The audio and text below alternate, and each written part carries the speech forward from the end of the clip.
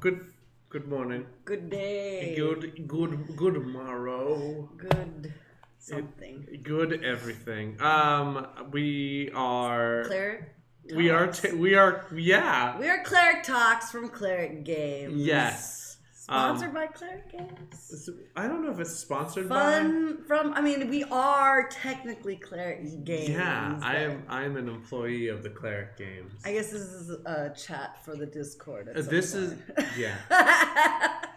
is where you can see our faces when you don't want to. No, they want to. I know. That's I because hope so. Maybe. Well, anyways, I'm Cindy Munoz. And I'm Michael Gramling, the bard. I'm the bard creative. And I'm the high priestess 710. Yeah, we might seem a little disheveled, but that's because we were somewhere over the weekend. Turn your phone on silent. I know, but it's Josh talking poo, saying that who let me get this high. I'm not even that high. I just woke up from a baby cat nap. A babble cat nap. Yeah. But we were... well, yeah, you were laying on the couch. And No, we were somewhere. Where were we? We were at PAX. 2019 PAX Prime, PAX West. PAX West Prime, whatever you want to say it. PAX Prime. Yeah. Some people call it PAX Prime, some people call it PAX West. Either or. Would you... Oh! Would you Here's a little unsung nod. Don't look at us. You can't look in that direction. Anyways, good morning. We'll do our morning announcements. You know what we gotta get for the morning announcements? What? We gotta get a xylophone so we can be like boom, boom, boom. I should have grabbed my ukulele. Like back in. Don't even start with me. Don't start with me. I told you to get the goddamn ukulele. You did. But you're right. Anyways, good morning. Hello. I hope our weekends were good. It's Tuesday. Yeah, Summer of RPG 2019 is coming to an end. It is. It's also 1. It's also 1 in the afternoon. You keep saying good morning. I keep saying good true. morning. Time is relevant. And I feel as I do. Good afternoon, and welcome to today's show. We have a couple of quick announcements, then we're going to get into the bulk of the show. Starting with, as always, our Kickstarters, the things we support, the things that we love, and the things that we talk about in the mornings. First up, collateral damage. We are at 79%. We've got 1 day remaining. I want to reach 100% before the day is over. I don't know if it's going to happen, but you can make my dreams come true. And mine. If you don't know about it, or you do know about it and you haven't told anyone, tell someone that Collateral Damage, the Kickstarter, is ending tomorrow. It is almost all the way funded. Yeah, that's what I got for that. Okay.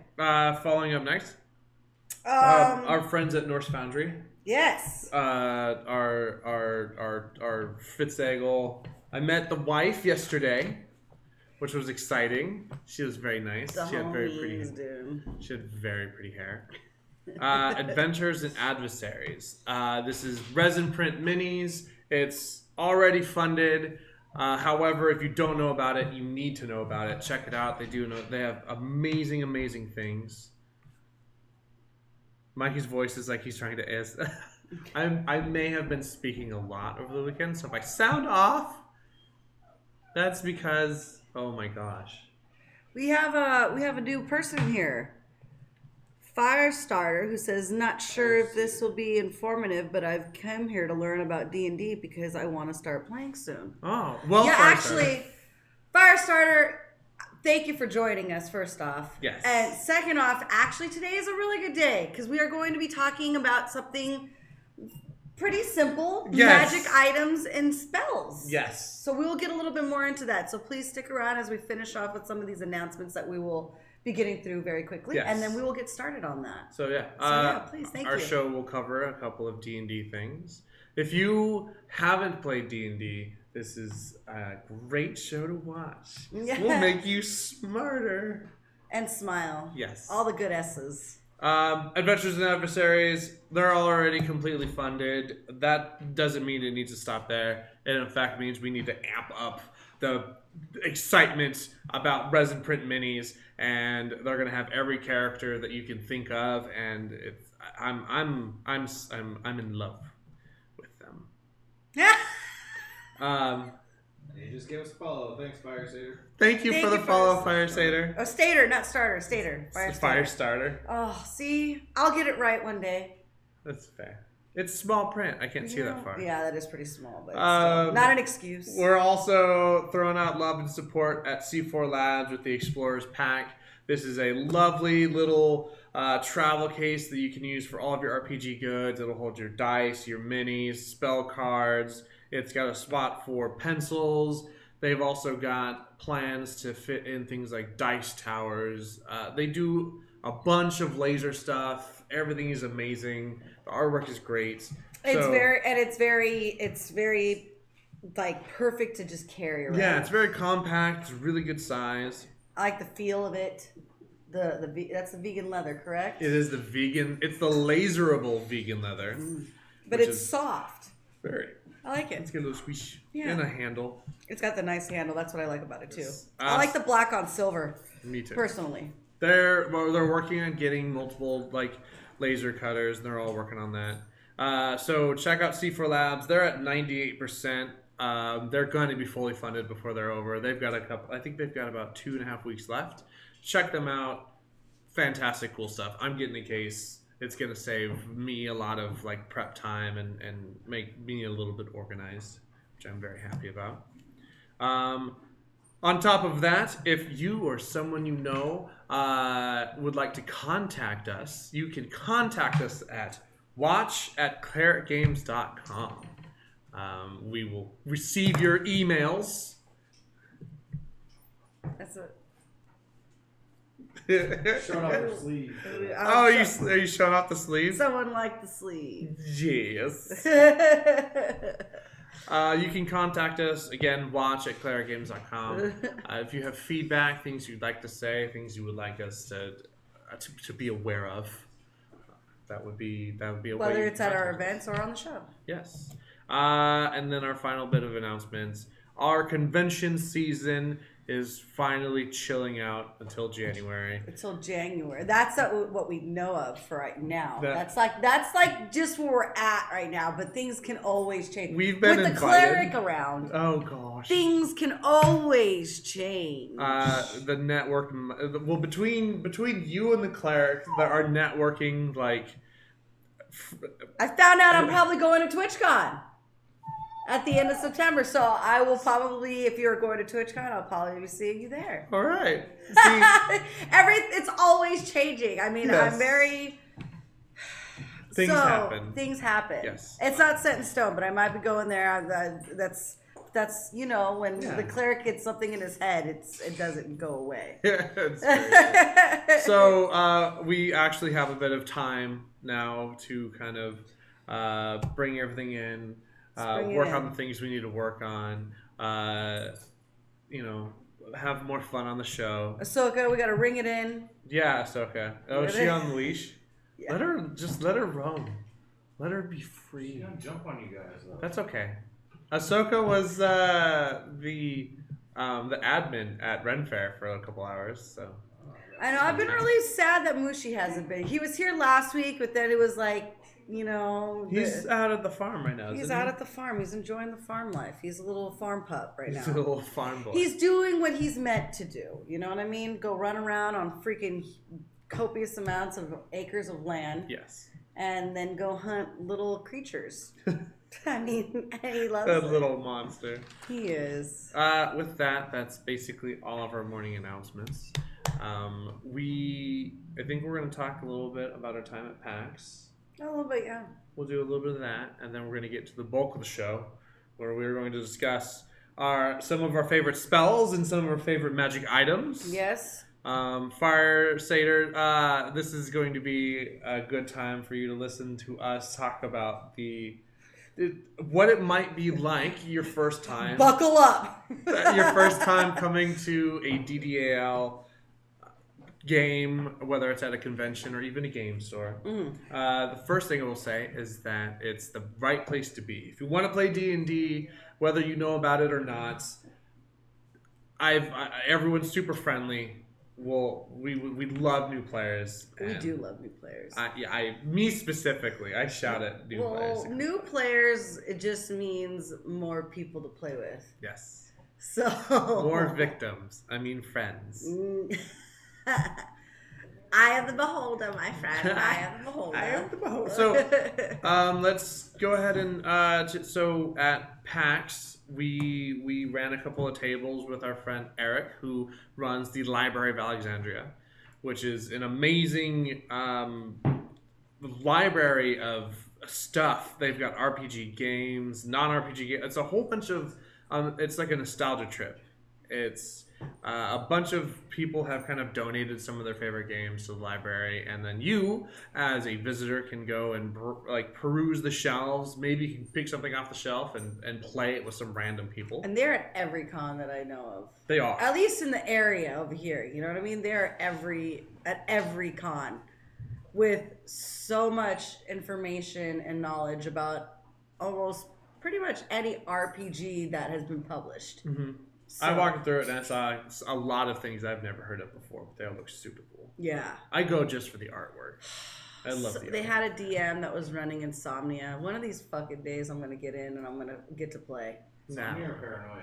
Oh, it's not Insomnia. I'm Paranoia. Sorry, Paranoia. Paranoia. Insomnia is what I had last night.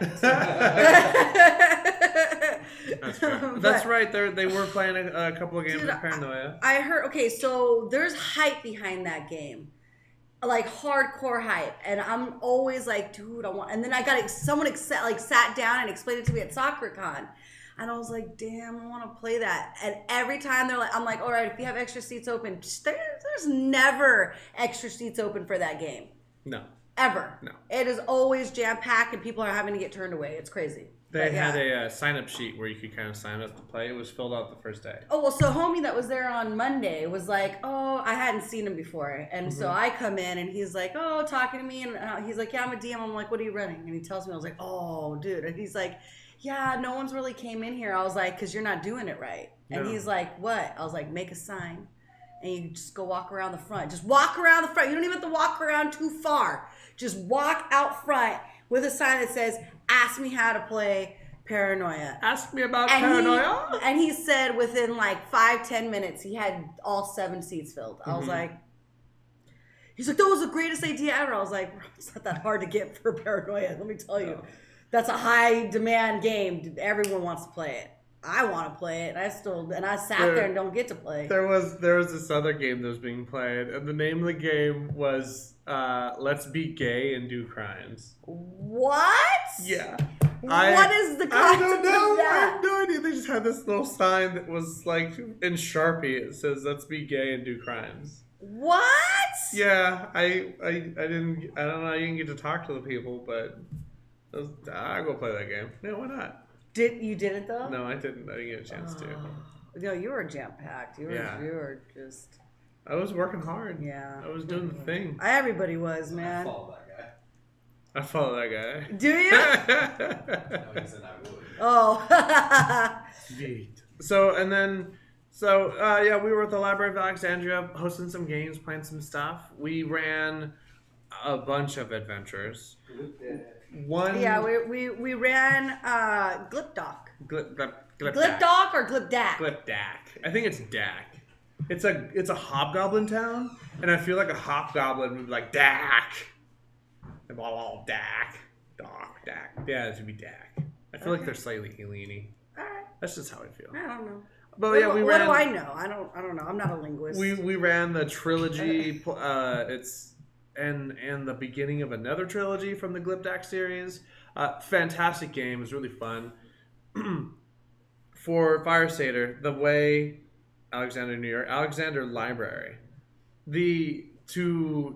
whenever you kind of come to a D&D scenario, just walk up to whoever's up there and just be like, hi, I want to play D&D. Or at least that's what I was telling everyone that would come by. I was waving at random strangers. It was like, So I came and I sat next to you for like, what, 10 minutes? Maybe. It was like 10 minutes and we're talking. And then people would walk by and look and like any victim that made eye contact with Mikey, it was like he like did like a magic spell on them. And they're I had 3. and they'd come to him. They'd like look side to side, see no one, look behind them and be like, he's talking to me. And they would like come to him like there was a string that was now pulling them.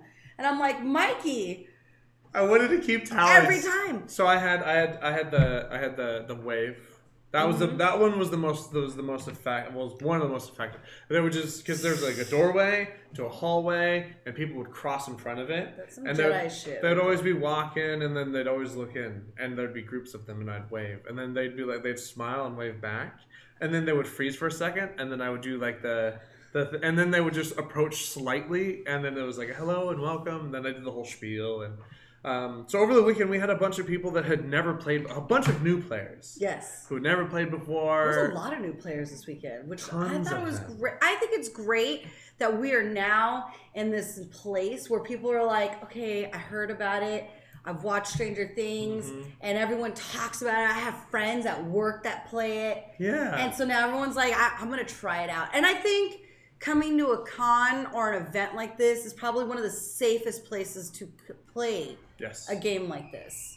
It's a very friendly, welcoming place. You're not going someplace where a lot of people know each other. You're sitting at a table with people who've never met each other before. So people are very polite and on their best behavior. I mean, in life you always get. There's always a few bad apples. But they weren't as often this weekend, it felt like. No, they weren't. It felt like there were very few and far between people that wanted to ruin the game effect. It felt like it was more people like, I really want to play, I really want to enjoy it, and I want to try this out. So being socially awkward at a game doesn't exist.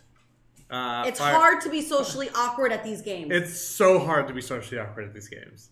At least at our events, I have to say. At our events, it's really difficult because you'll always get in a table with a DM that's very familiar with trying to break that kind of cycle. And all of our DMs are very well prepared for that type of situation. Yeah, I mean... And then the groups... There's always at least a couple of the repeats that know how to get everyone going at the table. So it's very communal. And like if you come in socially awkward, I feel like they welcome you, and it's difficult to be socially awkward because it's so welcoming of a group that you feel like you've already sat there with them before in like a past life or whatever. I don't know, but in a lot of cases where I have people that are very nervous about playing, it's their first time, things of that nature. The first couple of minutes is a little bit shaky. But the moment that you start like looking at the DM, the other players, and like feeling the energy, like the fear of being silly or dumb or saying something that would make you feel weird, like that goes out the window after the first couple of minutes because the DMs, at least our crew, we're all about like having as much fun as possible, and being silly is like it's the normal. Like I speak in funny voices. I say silly things. All the DMs are, I mean, you do. All the DMs all have like their own little personalities. They prep for each type of NPC within the story. We don't have, none of our DMs, I have to say, when we sit at their tables have ever been like, so you walk into a bar and there's a barmaid sitting at the bar. What do you want to do? Like, none of our DMs are like that. It's never that blasé. No. Our DMs are always very excited to have you at the table. Colorful. Yeah, and they're very colorful in their descriptions and the way they present. A lot of our DMs get very excited, especially when we give them, because a lot of our module selections that we do for our events, we kind of like discuss it amongst each other, and then we'll also leave it open for some of the DMs that we know that we bring in, like, hey, what would you guys suggest? And we listen to them so that way we know that what we're about to put out, not only is it going to be fun for the player, because we do review them to make sure they're going to be fun for the players, but on that, we know that the DMs are going to be excited and they bring in their best game. Like we had this weekend, one of the DMs literally created their own like complete Was platform. that Tim? No, that was Kevin. Kevin. And he had little lights like... This guy. Totally. I thought I was impressive. I can't. I made some maps that I thought that were really cool, but Kevin changed the game. Oh my god, it was gorgeous. To Firestarter, real quick, for your last question about submitting character sheets, lore, and things like that. In Adventures League, Ben, if you can get out some like relevant information to like send out like a clickable link. Let me get the player's handout. The player's hand. Oh, thank you so much, Ben. So in Adventures League specifically, the concept of your character is that your background is pretty loose to like your own personal building of the character. It won't influence the game very heavily. You will have like character backgrounds from the book and things like that, and those kind of abilities and attributes can kind of help you in your adventure. For the most part, your lore background is dominantly for you. Your other bit about character attributes, the Adventures League organizes the characters so they're all like relatively well-rounded and fair amongst every player. So your score stats are done on what's called the point buy system. It's a blip in your player's handbook on page like 14 or something. It's pretty early in the book. But the concept is that you have a standard array of stats that you get to place in however you'd like. And by doing so, every character that's built and plays with you follows those same guidelines. So you don't run into someone who has like crazy high stats. Yeah, someone you know, who's like on a level 1 character, yeah. you know, that's that. It's to keep the partying group as well rounded and as leveled as possible. Yeah. Because they also play within tiers. So there's tier 1, 2, 3, and then 4 also. Correct? I haven't gotten to 4 yet, so I can't say. But so with the tiering system, within the first tier, the highest level you're going to find in there within those tier games is going to be a level 4. So you start to kind of get a little bit more things going on, but it's still pretty well rounded. They're like the big kid it's like the senior of the high school coming in to help some of the freshmen. You know what I mean? Like it's kind of creating that dynamic and not bringing in the college kid that knows more than the freshman and making him look like an idiot, you know? So it's kind of, I guess if you're going to kind of make some sort of comparison, that would be what I would say. So that's how that works. With the my opinion on the the lore, the storyline, the stories in the AL kind of start shaping that for you a little bit more too. Like you have a base of like, this is where I was born, this is my background, and this is why my character behaves this way. Mm-hmm. And then from there, as you play the game, the rewards that you start to win start to shape like who you are within the community of like this area that you guys are in. Whether you have some sort of like thing with the people, like the high, I don't have it here. I play like a Moonsea game, like some charity game, and now my character has a little bit of an advantage if I'm in a certain area and I have her with me at these games that take place in these locations. Oh, a perfect example of that is over the weekend while we're playing at Glipdack, you can, while you're in the city, if you do bad things and like break the law, at the end of the adventure you get it's a story award called Lawbreaker. So you get this thing, and if you go to Glipdack again, if you're a lawbreaker, the intro to like the adventure is a little bit shaky, where like maybe you got arrested, or like the head of the guard is like, "Hey, you're a lawbreaker," and so it does kind of help influence, and it really does help build your narrative of building your own lore. Which is fun, but yeah. Yeah, and then sometimes you want to let if it's something that's really important to you in that character that you've won in that last game, and you're like, this really helps out with this next story, that maybe it's something that goes consecutively. You remind the DM, if it's a different DM, when you go to sit at their table, be like, hey, I have this, I unlocked this, so if we were in this area, I kind of have this advantage, or I have this disadvantage, or whatever it may be. So that way, it kind of helps the DM still allow the flow of the immersion for you while you're at the table to go along with everybody else at the table. Because maybe whatever that is for you could affect the rest of the team.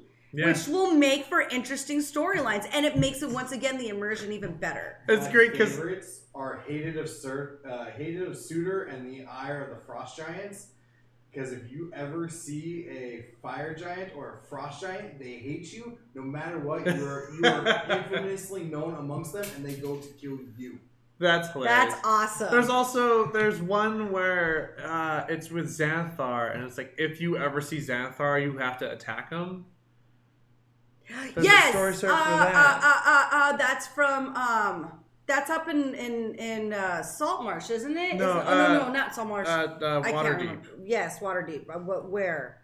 I can't remember. But I don't yes. remember, but I believe like there's a thing like that, and there's an adventure where you go out and you have a chance of seeing Xanathar, and if you're a character that has that blip, basically you drag your entire party into a death trap and you all die. But there's stuff. We'll see, and then and another thing that's depending on the DMs, I think it's fantastic that when I bring out Esperanza, because I have all these like cats that I've collected. Marmaduke is normally supposed to be a disadvantaging type of pet, but every DM, because she's a tabaxi and the way she presents herself as a tabaxi, normally every DM's like, all right, so Marmaduke doesn't do that to you, so you get to use them for these things. So like sometimes the DMs will even play with it for you individually as a character to make it even more fun for you. And that I think is where that's why I like my group of DMs, because my group of DMs, I mean, it's not just for me that they do that for everybody to make it. They always live off of the tip of the rule of cool, is what I think a lot of our DMs in our group do, and I think it's fantastic. And I've actually seen in more recent modules, they have a very strong blurb in there talking about you as the DM have all of the power, so any changes you make to make the adventure better is a change you should make. So I see a lot of these modules and the way that the Adventures League community, at least the modules are changing, are trying to move it more towards having fun rather than being a stickler about rules. And so long as it doesn't ruin the experience, and it makes the entire process fun and enjoyable, then these little tweaks and changes are totally accepted. Yeah, and that's the one thing that I really love about AL. It's fun when you're with amongst friends, when like sometimes things happen with friendly fires and things like that kind of go down, that like it happens, and everybody, like, whether they fight or whether they think it's funny, it's one thing. But in AL, that kind of stuff isn't allowed, so that way, as a first-time player, if you are coming into the game, you don't have to worry about those type of, like, experiencing that type of situation and getting frustrated. They kind of are like, it's kind of one of those rules that, like, we don't do that. And it's universally known, you don't do that, because we want you to not feel frustrated for the first time coming in to do this. You know what I mean? And with exceptions of things like Fireball. Well, yes, there are exceptions to that. Sometimes there's spells specifically that you can't control, so you have to be very mindful. And sometimes the group is like, this is the only chance and the only hope we have. I have enough. Damage me, kill him. Or you stare at the tank, and the tank's like, I know, I can take it. Yeah, and the clerics on the other side of the table going, I will bring them back. Like, I ready healing. I'm readying this. But yeah, for the most part, like, PvP is something that's not allowed. And in terms of friendly fire, like shooting an arrow into like a group of your friends and enemies, you don't run the risk of hitting your friend. No, that's not an AL thing. It's got a little bit of the bumper, the like in bowling, the little bumper things to kind of help make sure that it is a little safer for you to feel that you can go there and not make those type of mistakes. Because whether you get frustrated that you're the person that got hit, or maybe you just get anxiety because you were like, I did not want to hurt anybody in my group and make them upset with me and have that feeling. You don't have to worry about that kind of stuff in Adventures. I did have a scenario where I'm playing a game. And the party gets attacked by bandits, and these flashbangs go off, and so the entire party makes checks. Well, unfortunately, they all go blind, and the bandits are all wearing hooded stuff, and one other player in the party basically looks exactly like them. Well, the barbarian goes and he's like, we're kind of having a good time. He goes, well, I attacked the hooded figure in front of me. And everyone at the table's like, wait, isn't that our friend? And everyone starts laughing, having a good time. I'm like, okay, you know, like, you have the knowledge of knowing that's your friend. Like, you don't have to attack them. And then it was a discussion between the two players. It was like, no. I think it's hilarious. I think, you should attack me.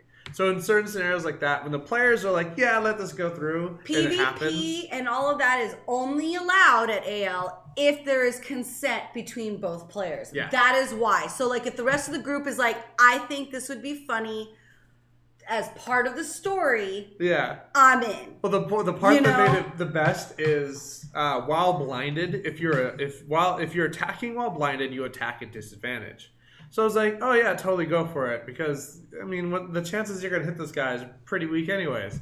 So he rolls 2 nat 20s, critically drops his friend. I mean, one shot, just starts rolling dice and just kills his friend right out.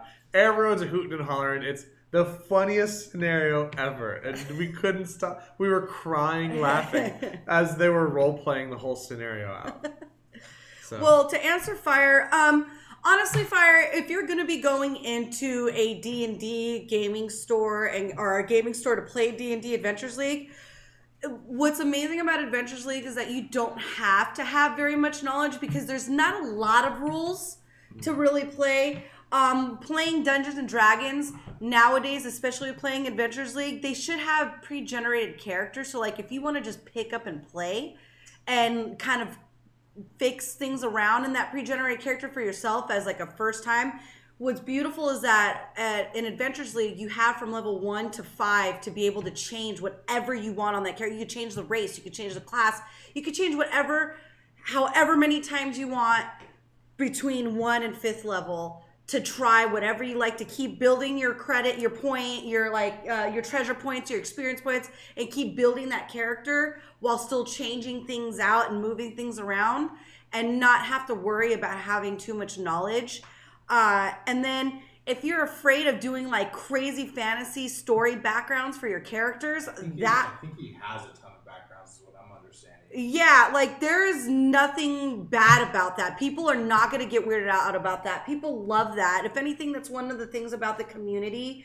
I literally, every 3 people that comes up to me and talks to me are literally telling me stories about their characters and the things that they've gone through. Mm-hmm. I mean, people get really excited about it. It's definitely one of those things that if you're gonna geek out about telling people your imagination and talk about something that you're really passionate about and bringing it to the table, this is the community to do so, and where it's going to be a safe space for you to do something like that. And no one's going to be like, you're weird. I mean, if I want to be 100 and like honest about it, like don't be rapey and like don't be like weird like that. Like I'm not saying you are, but like that would be the only thing in the background that maybe.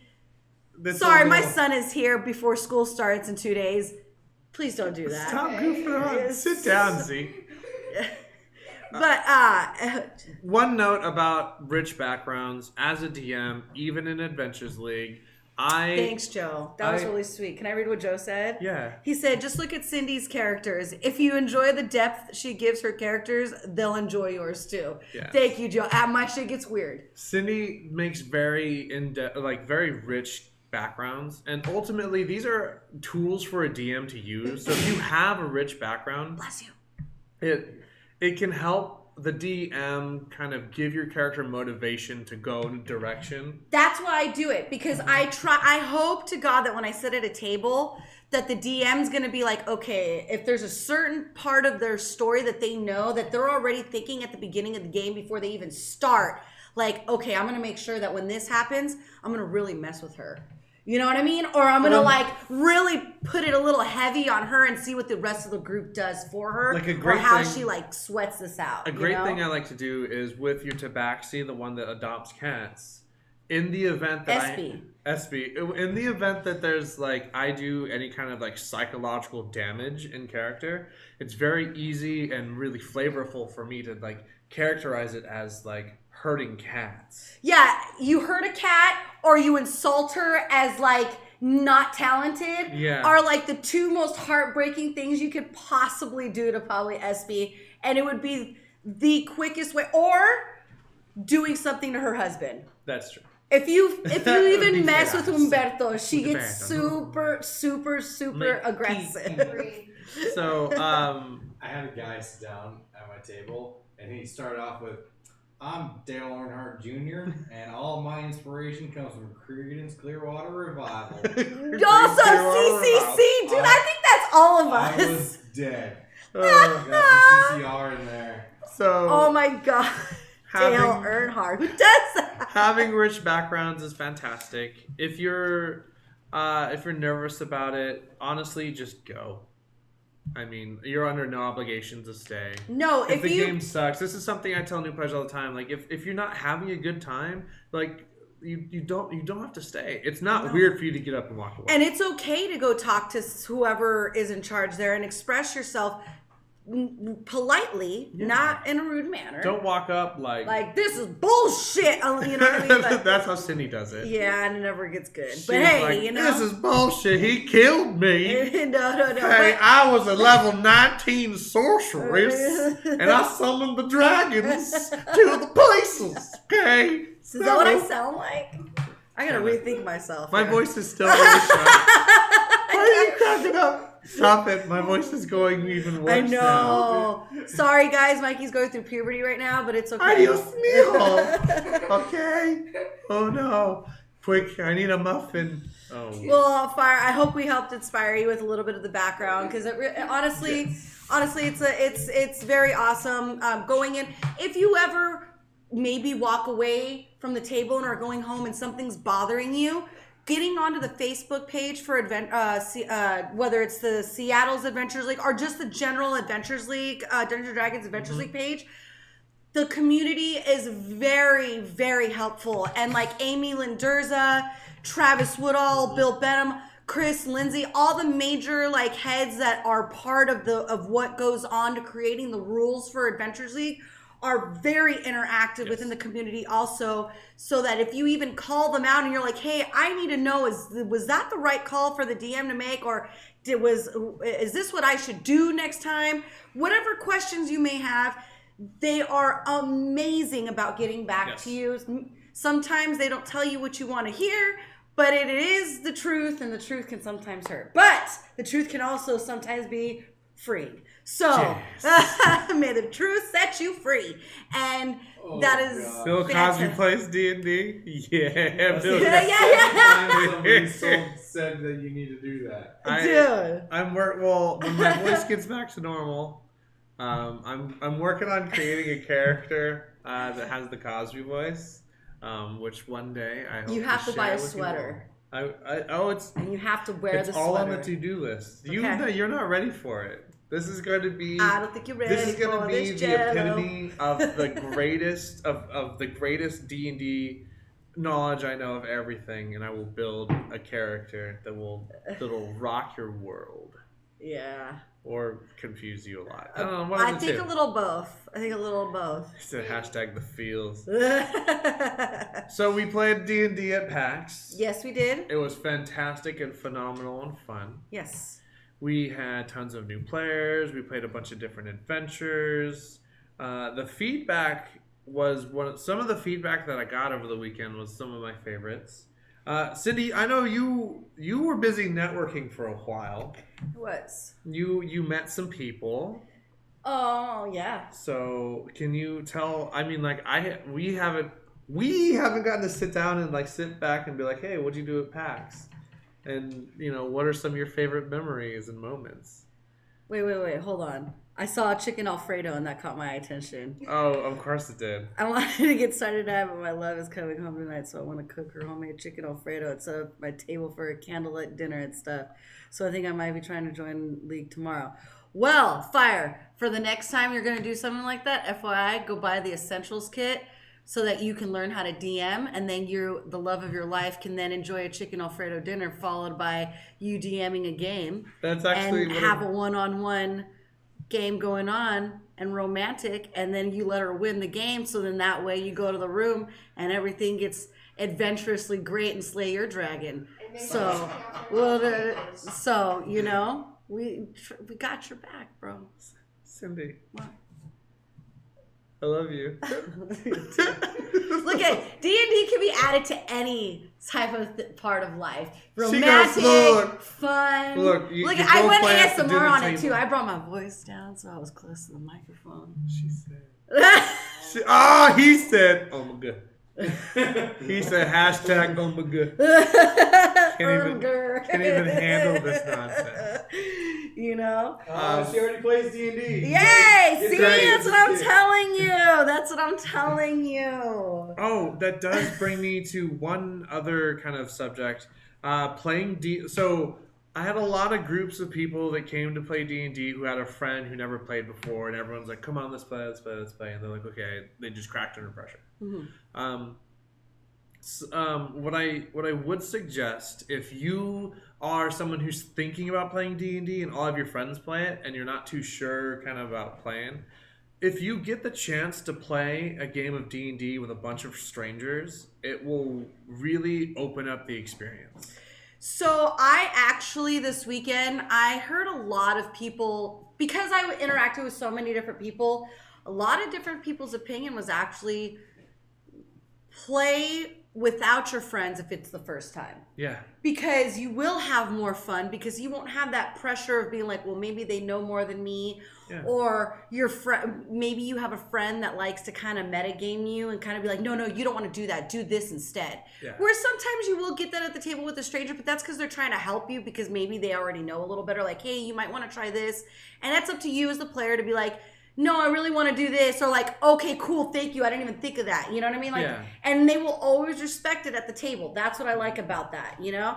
And so, what was I going with this? Oh, don't play with your friends. Yeah, don't play with your friends. Play with us. Yeah, come play with strangers, because honestly, think about it this way. At the end of the day, you're probably never going to see those people again.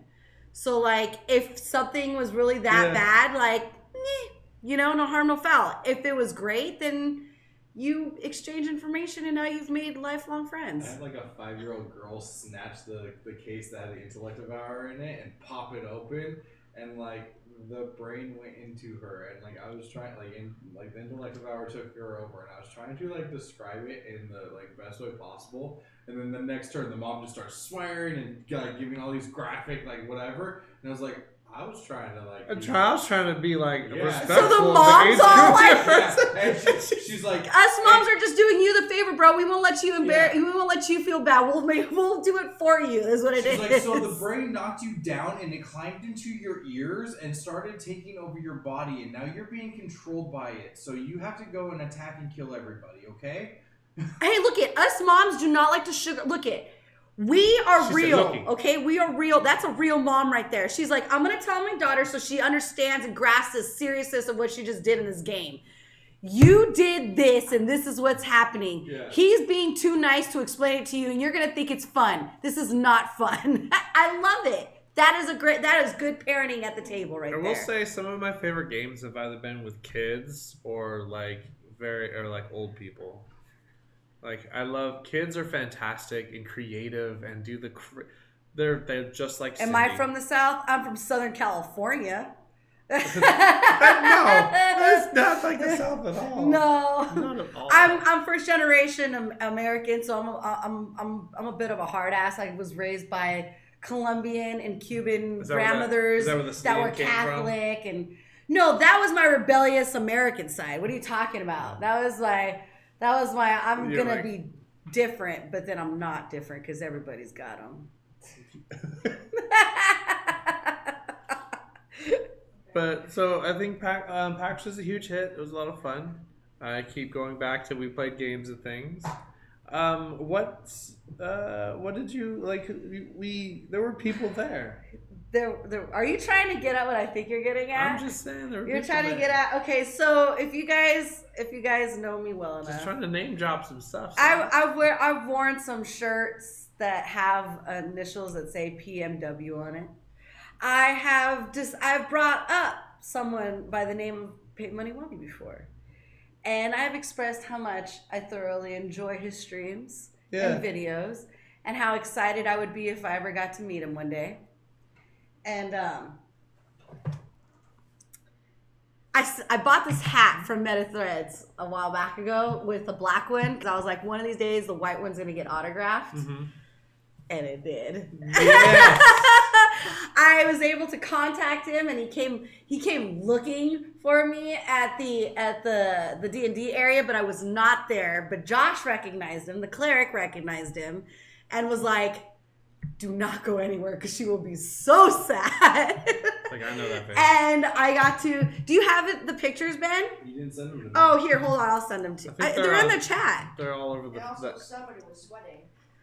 Oh, yeah, look at my son putting me on blast. Well, I was sweating, okay, because I was running all the way from the freaking, what's it called?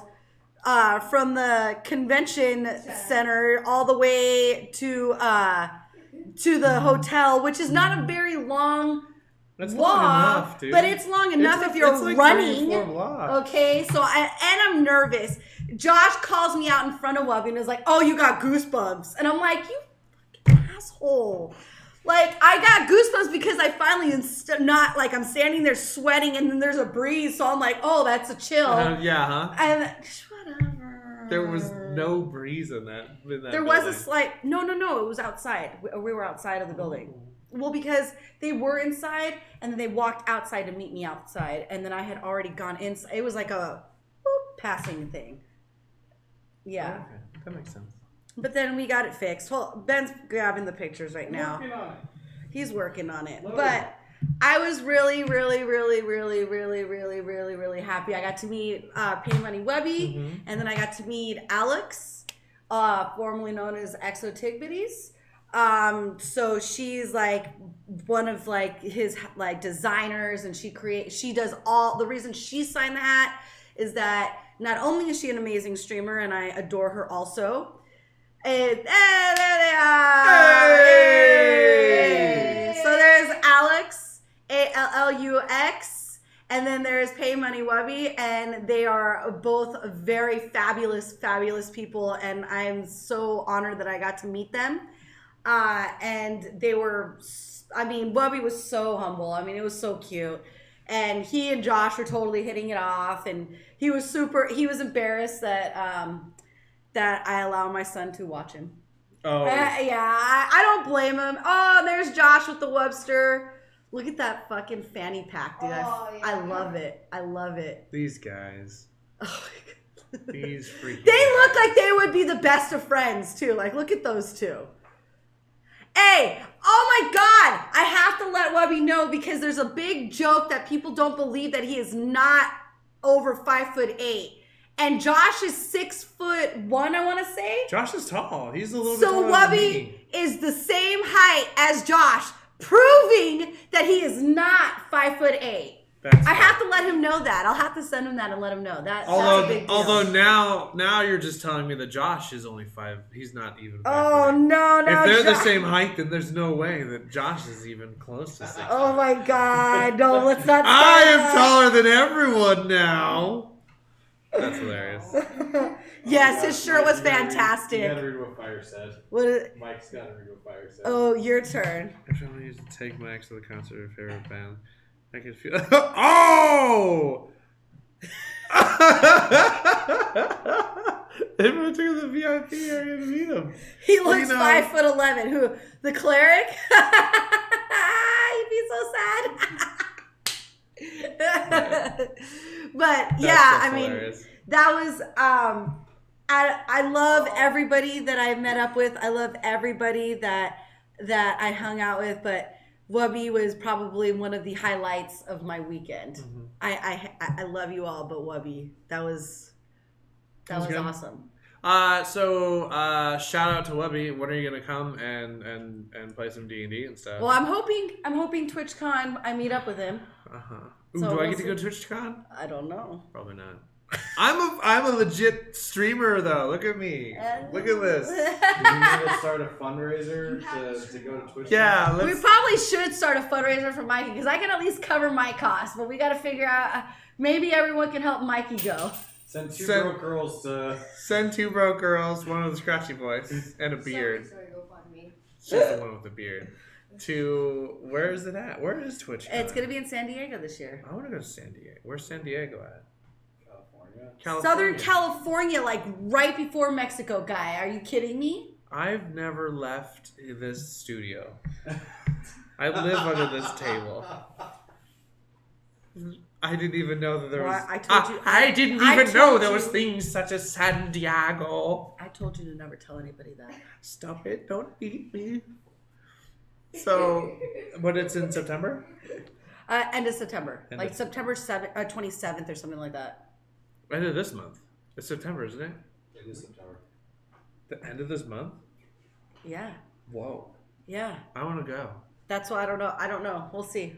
Josh has made fucking worse things happen. So I've gone to Spain on a ticket from the day before I left. So that's fair. We'll do. Let's road trip it. Well, you know what? It probably would cost just as much. Yeah. Let's road trip it, dude. You and me. On a road trip. You're on a road trip. And then we'll have to bring Ben because then Ben has to record it so that we can live stream it on the road. Literally everything. I've got room for Ben too. Oh, that might be cheaper actually because I was thinking about renting a car instead of taking a car. Yeah, I can't be in your car. That smell in the car, I can't ride in it for like 2 days. Just because I smell like roses and peaches doesn't mean you gotta be all weird about it, dude. Anyways, also there were a couple other people. The author of one of the adventures that we were running over the weekend, The Side Hustle, written by the beautiful Bill. Bill Benham came in, dropped off some lovely gifts that were dropped off at the Acquisitions Incorporated side of the gameplay. Yeah. And people were able to enjoy some fun stickers and pencils. Yeah. Rob actually DM'd the authors of Acquisitions Oh Incorporated. yeah, that's right. So there was 2 of them there that were like incognito, and they sat down at Rob's table, and there was one guy who was like super helpful about it. That's like, right. Oh, you need to look something up. Here's the Acquisitions Incorporated book. They're like, no, we're fine. We're fine. At the end No, of it's "We okay, wrote that okay." book. Do you want us to sign it for you? Yeah. That was really neat. It was fun. Travis Woodall came by too. Travis That was popped nice in. to see him. So everyone was there on a quick Friday to say hello and then enjoy the rest of their PAX events. I mean, there was a lot going on.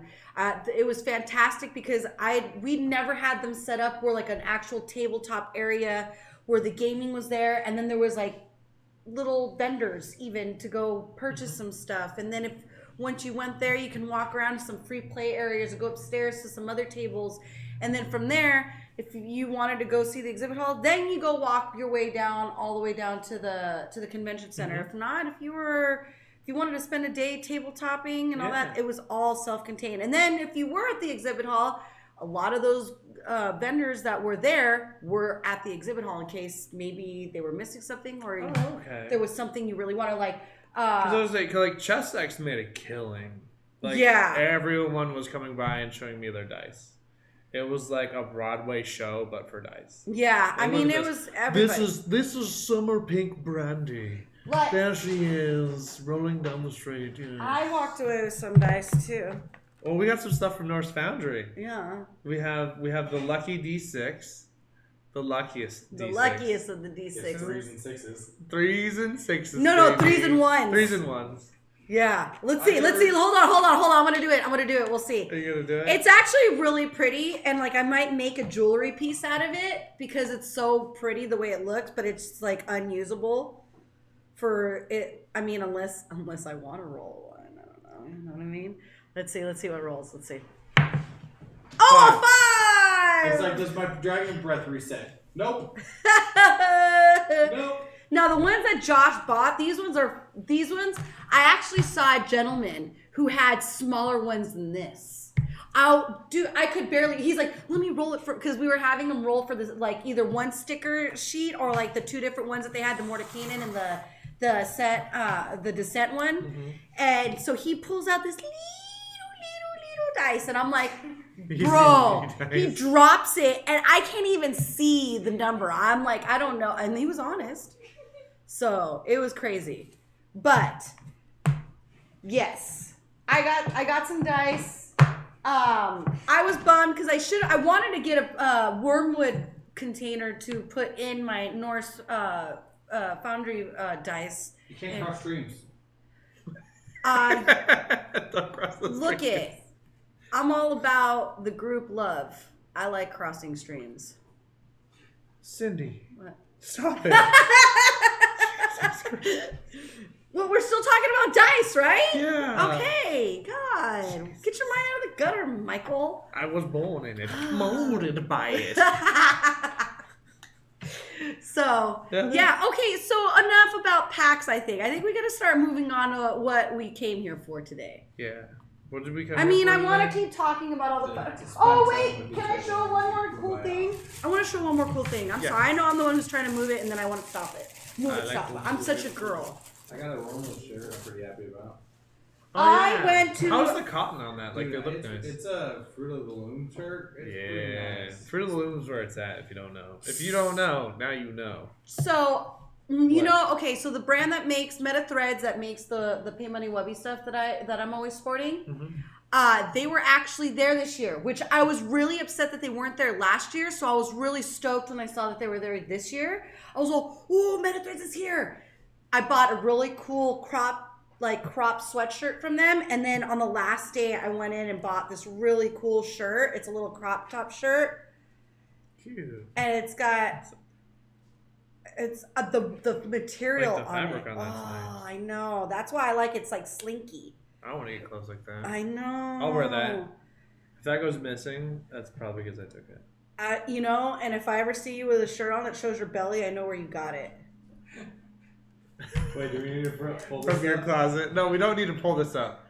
We don't need to embarrass me. Yes, do it, Pokemon. It's not leaving. It's there still. Dude, where's the Oh. Pokemon shirt, dude? Let's see it. Let's see it. We don't need to talk about it. There we go. Oh, and you had to move it closer. So one thing that I did love is that Daniel was there to play some collateral damage, and it's always nice to see my little butt baby. I know. boyfriend. I got to see Daniel too on Monday. Oh no, Sunday, right? No, Monday. No, it Thursday, was Monday. No, Okay. Monday. God, Monday was such a blur. Good time. Anyways, all right. Now we can. Oh yeah, please. We'll post it up on our Facebook, and we'll definitely take a look at it. Yes. Thank you, Fat. All right. So, what did we come here to do today besides talk about ourselves? I don't know, but that's the same thing that I asked you. We're here to talk some more about ourselves. Yeah. Talk about what our favorite magic items and magical spells are. Yeah, magic and stuff. Me. Wow, wow, wow, wow. So, are we gonna start with magic spells or magic items first? Because I think. Well, roll for it. I guess. How do I? Oh, you have all the dice.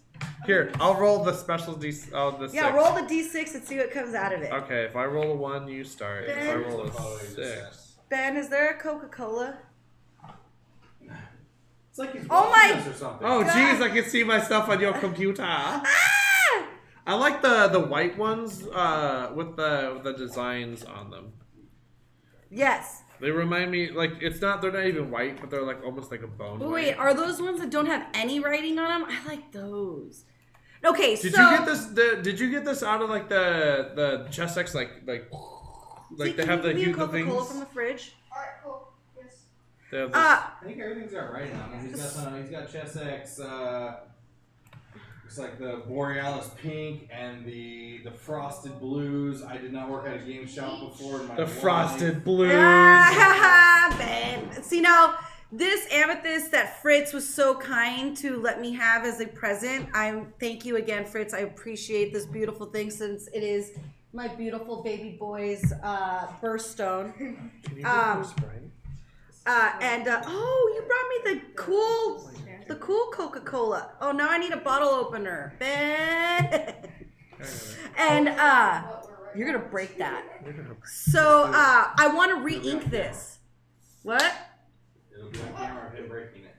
I know. I want to re-ink the numbers though, because I want to make it pop. I think that would be really. I think it would do Did the we amethyst decide on stone. what color you wanted to put on that? I don't know. I was thinking either like like a bronze or a copper. We were gold was an option, silver was an option. I was thinking even trying to create a rose gold. I think rose gold is what I'm gonna go with. I don't know. What do you guys think? This is Not a. Oh, I didn't know. What is this? You said like over there. Zeke, know no, what's that's so happening hot. I forgot we were on stream for just a second.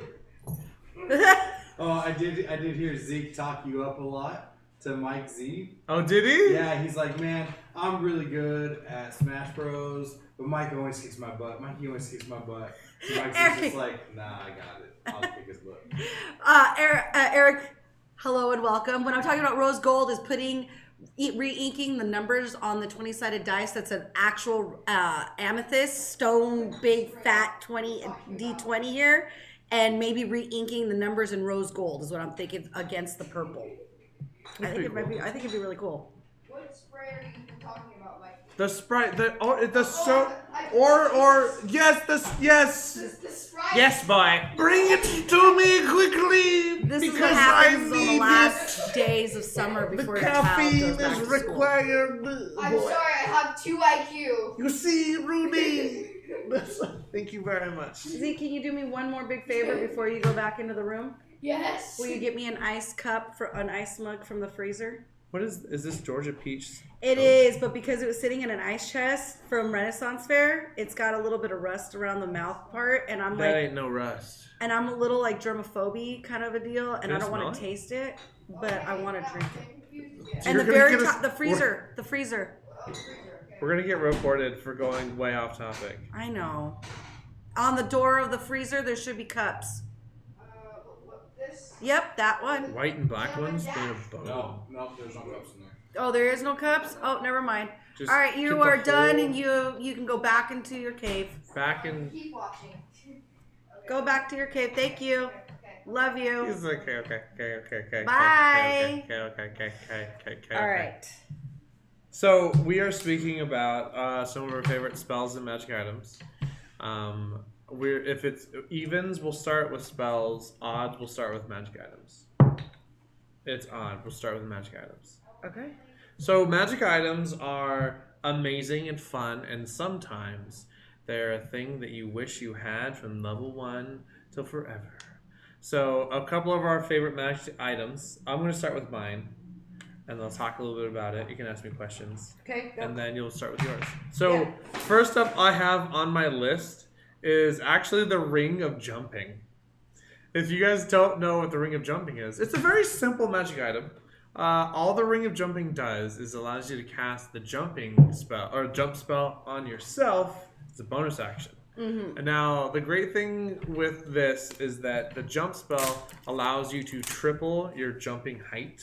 Mm-hmm. So how high you can jump is dependent on a whole bunch of these factors and your strength. Doesn't matter. It's the key item you need to make a luchador. So one of my favorite things to do is Why a luchador? because you suplex people the whole time. Oh my fuck. So you have to get their mask and then you get the ring and Oh then my what you God. do So when is you this- grapple and then So- you jump. So when is this luchadors coming to like adventure with this? Bonanza? Because that would be hilarious to have an entire Spanish like themed adventuring party. So there's no real good Amigos. there are no real Oh good my guidelines God. for everything. The concept is you need to jump up as high as you can, and for correct me if I'm wrong, every 5 feet you drop, it's a D6. Every 10 feet you drop, it's a D6 of damage. So the core concept is to grab things, jump straight in the air, and then land on them. Okay. And you just start rolling. It's just, Have you used this before? well, I attempted to, but it's a little tricky to build. Okay. So How so?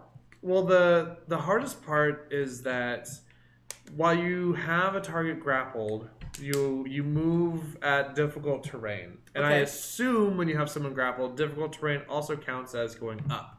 Okay. So you need to go 10 feet up, which means you need to move 20 feet, which means you need to jump an equal amount of like 20 feet of like height. Okay. So just the math statistics of making everything happen Mm-hmm. is very long. So the point of not just being able to jump, but it's the landing, landing. You gotta that gives you like the real that's It what gives you gives a the D6 benefit of of. damage. It doesn't do anything else. It's Can just a you D6 of imagine? damage. And then have Josh DM the game that you're doing so that he has to do the description of what happens upon the like landing of it. Yes. Because Bill you know. Cosby luchador. The Bill Cosby No, Joe. You see, Theo. You see, You Theo. grab him You here. suplex him here. As a bonus action, I guess. Okay. And your scorpion here. Kids in your rap music. And the No, I love it, and I'm just cringed by it all at the same time. One of my favorite magic items is the Ring of Jumping. Now, it also has a lot of other utilities as well. Being able to jump, especially if you're a melee class, whenever you encounter things that fly or anything at Is this an game for altitude, Xbox? No, but we should make it into one, shouldn't we? Hashtag Lifebox. Hashtag. Hashtag D&D context that should be a video game. I'm going to show up one day with an Xbox and a controller and put it down to play D&D and just... Mikey, what are you doing? I'm casting the jump spell. But I love the Ring of Jumping. No, we're Boogeyman. What we're talking about is what character, like things that we would do with a magic item for our character for Dungeons and Dragons. Yeah. And how we would It's just use it for ourselves. But the Ring of Jumping, again, if you're a melee class like a barbarian or anybody, one of the hardest things to deal with is a monster that has any kind of altitude. The Ring of Jumping allows you to not only approach the idea of attacking a flying target, but it's just fun, you know? So that's one of my favorite magic items. Very simple, very easy, very chill magic item. One of the magic items I'm going to be mentioning has levitate and fly, so I kind of can do something like that if I wanted to without. I don't get the cool D6 damage bonus at the end of it. But You see, you grab them. you see, Mikey, I'm able to fly and grab people in the air. And do the droppings. Okay. Rudy! So, that is yours. Hold on, let me get to my list because I just realized that my list is somewhere way over here. Good deal. My list is very, very well. You handwrite your list. I have Ben make me a cool one that gets lost in chat. So, Oh, what?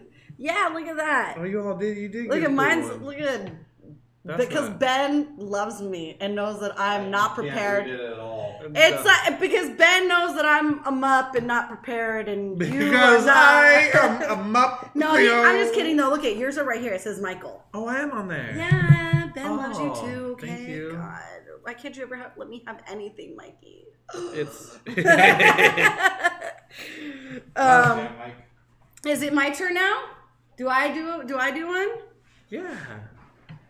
And the Elias body. You see, Theo, the game we are going to. Thank you, Boogeyman. Appreciate it. Much appreciated. All right, my magic item. You know what? I'm gonna start with my first one, the one that I use the most, because I'm always gonna refer back to my most favorite D&D character of all time that I've created, my Esperanza Feather Sword. She has a, what do we call it? It's a fuck. You say what? What is a it? Fauchulin Bondore. I don't even know, but to me it looks like a Spanish guitar. So I have. What is it? A Bondore. One more time? No. One more? A Spanish guitar. No, one more Un time. guitarra. Okay. Un guitarra. How's that? Okay, Okay. that's better. So, with my Spanish strumming guitar, it has what is it? It's like I don't even remember. There's You got the spell list right there underneath it. yeah. Okay, so there's 1, 2, 3, 4, 5, 6, 7 spells in that one, and it's a bardic instrument. Yes, it is the best. Okay, so the way it works. Talk to me about this. I mean, I This should is know my- about it. So but- this isn't one that's like, oh, I like it and I've seen it. No, this is one that I actively use quite a bit. Okay. So it's really cool because it's got all these different things that I could do. There's entangled, fairy fire, fly, invisibility, levitate, protect from evil and good, shillelagh. Hold on a Speaks second. with animals is not on that, is So it, Ben? That's just one of them that I picked, correct? Or was Speaks with Animal on that? I don't know. That was just on your list of stuff. That was on my list of stuff. Are you telling me that I you can't can remember. shillelagh the guitar as into people? Yes! You get to show what? It is the best thing ever. You have no idea. This That guitar... is rad. Okay, so side note, like a ghost, an incorporeal creature can only be attacked by something that's like does magic Escuche aquí, damage. tonto, says Fire. He's You're fired. I don't know, what does that mean? Escuche aquí, tonto means like, listen here, dummy. Oh, okay. But anyway, Yeah, so... Speak with the Animals is one of them. Okay, Speaks with Animals is... I don't use that one as often because with Esperanza, normally with DMs, like, they don't really... like, you know, they're like, you can't really talk to them because you're a cat, they trust you, is what I normally end up getting a lot of. That's fair. So for me, my favorite one is Fairy Fire, obviously, because I don't have that as a tabaxi. So Fairy Fire has really came in handy sometimes when absolutely needed. And then also the Shillelagh, like you said. The Levitate and the Invisibility have really came in handy when I've needed it. So the way the guitar works is that I get these spells, right? I use them. I have them in little cards, like in a book. So then I pull them out and then I put them backwards so that it's just the backside. So I know I've used them. Are you only allowed to use it like? You're only allowed to use a them day? once. Yes. And then you have to go through a long rest for them to be able to turn back again or a full day. Is that's not an evergreen listed item, is it? The instrument. Yeah. There's one bardic instrument on the evergreen list, but No, I want this.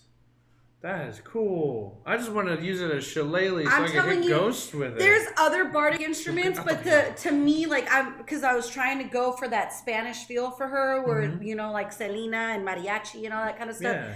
I wanted her to have a Spanish guitar, and the closest thing that I could get was gonna be this. And honestly, out of all the different ones that I kind of was looking at of the bardic instruments, this one has the most beneficial. Now, granted, there is a legendary one that's quite beautiful, but you know, which legendary item is not, right? Yes. It's a harp or something like that. I can't remember. I think it was a harp, if I remember correctly. That was a legendary one, and it had like a level 8 spell on it, and That's rad. And it was like Firestorm or something crazy. That's cool. But anyways, for what I could have access to, this is probably one of my most favorite magical items that I've purchased. I mean, there's a couple other ones that I have on my list that we'll go over, but for my number one most used magical item that I have on my actual character at this present moment is my fuck. Like, I'm gonna say it the way I want to say it out loud. It's fuck Luke and fuck Luke. I use my fakluken to cast the shillelagh. Fakluken. Fakluken. Fakluken. Oh my god, I hate Fakluken. this. I'm gonna do can't that make now. me look- That's a I'm new like- thing. I'm like I need to make a ugly t-shirt. laughing. Ben, put it on the list. Oh my We're God, making a I'm crying. Fakluken t-shirt. Hashtag Fakluken. So, is there any questions that you have about any of my stuff? No, I mean, yeah. When can you recall a time that the levitate really came in the most handy? Like, Inside dungeons. just like generically. Well, okay, so the levitate has came in handy. God, it was one time.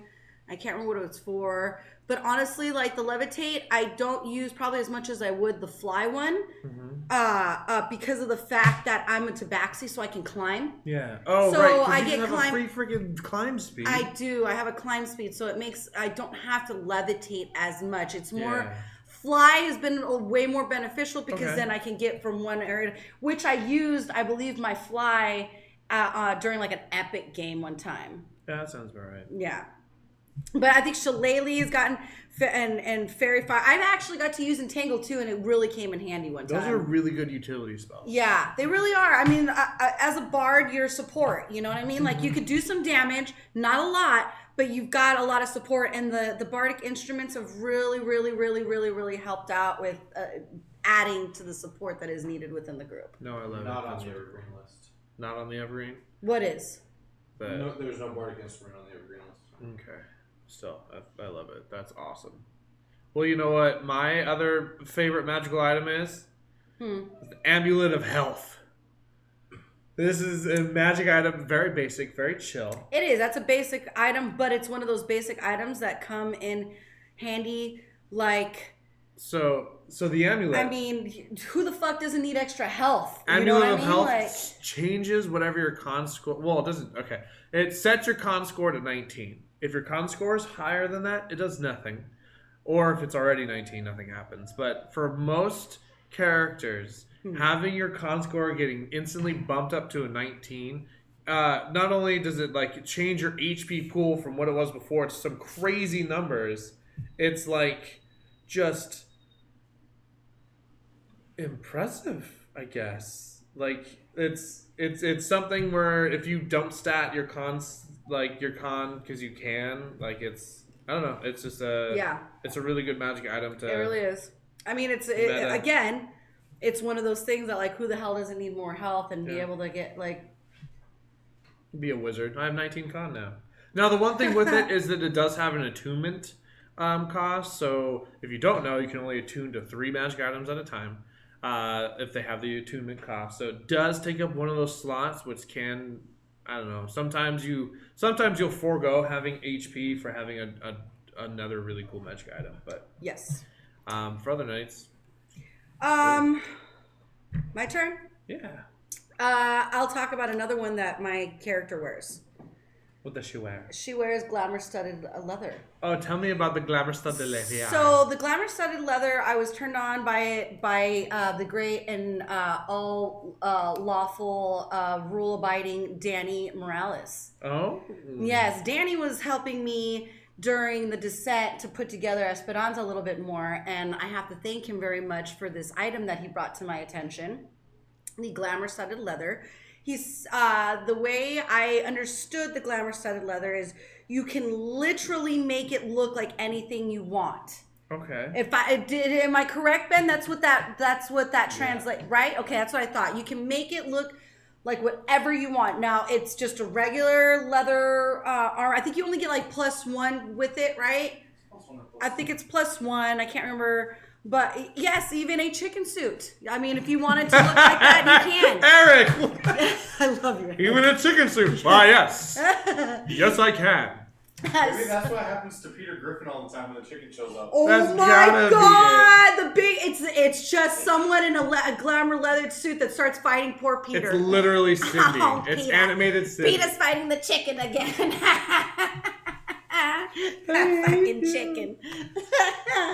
but with that, the way I make Esperanza's look, if you are one of our subs, you get access to one of our little emojis, and we created a chibi Esperanza by one of our lovely artists, and she what's her name again?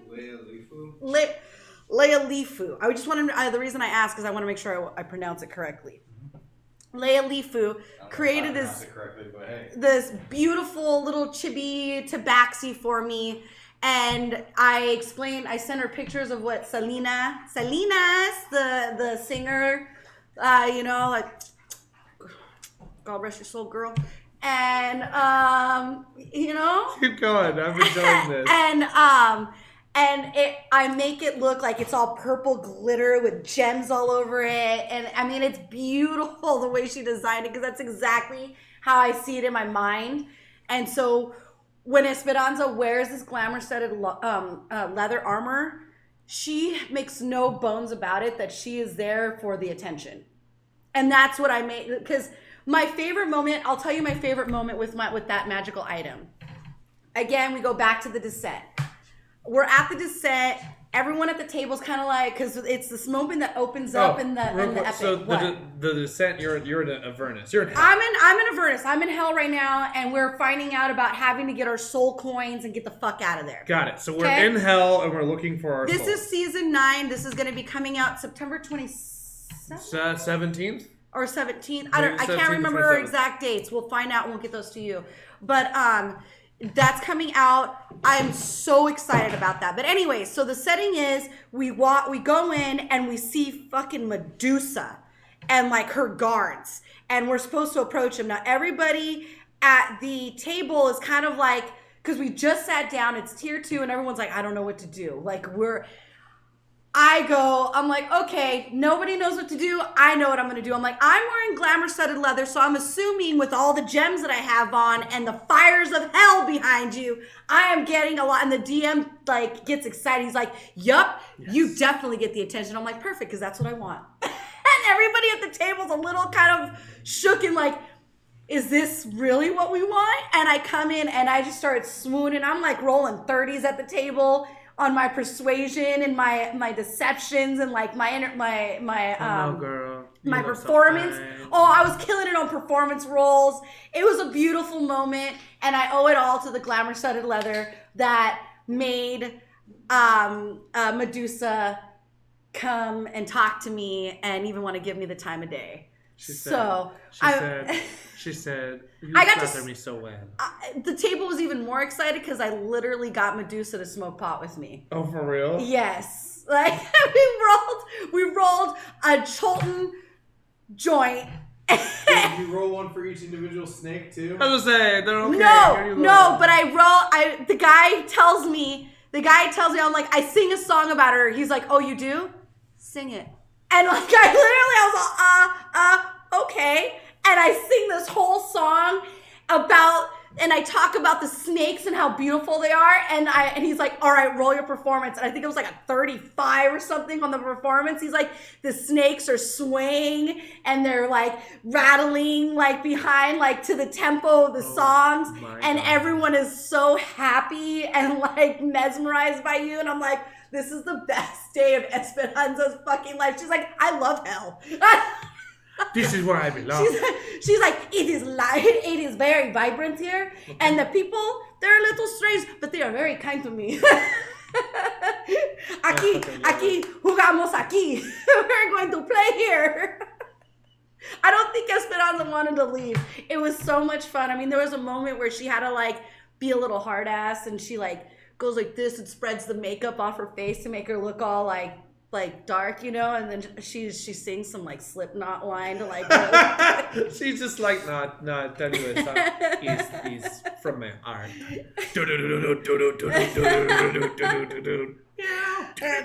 It was fantastic. Yes, Eric, it was like a Muppet skit, especially if you're gonna think of like a tabaxi. A cat humanoid in like ridiculous sparkly leathers. In my mind, Kermit the Frog is Medusa. That's what's happening in a part of my mind right now. But that is my glamour studded leather, one of my ultimate favorite items and great stories of my D&D gaming career so far. I can dig it. Yeah. I can dig it. One of my favorite magical items is actually an artifact. Now, this is something that I don't think you'll ever encounter this in Adventures League, but it is the Book of Vile Darkness.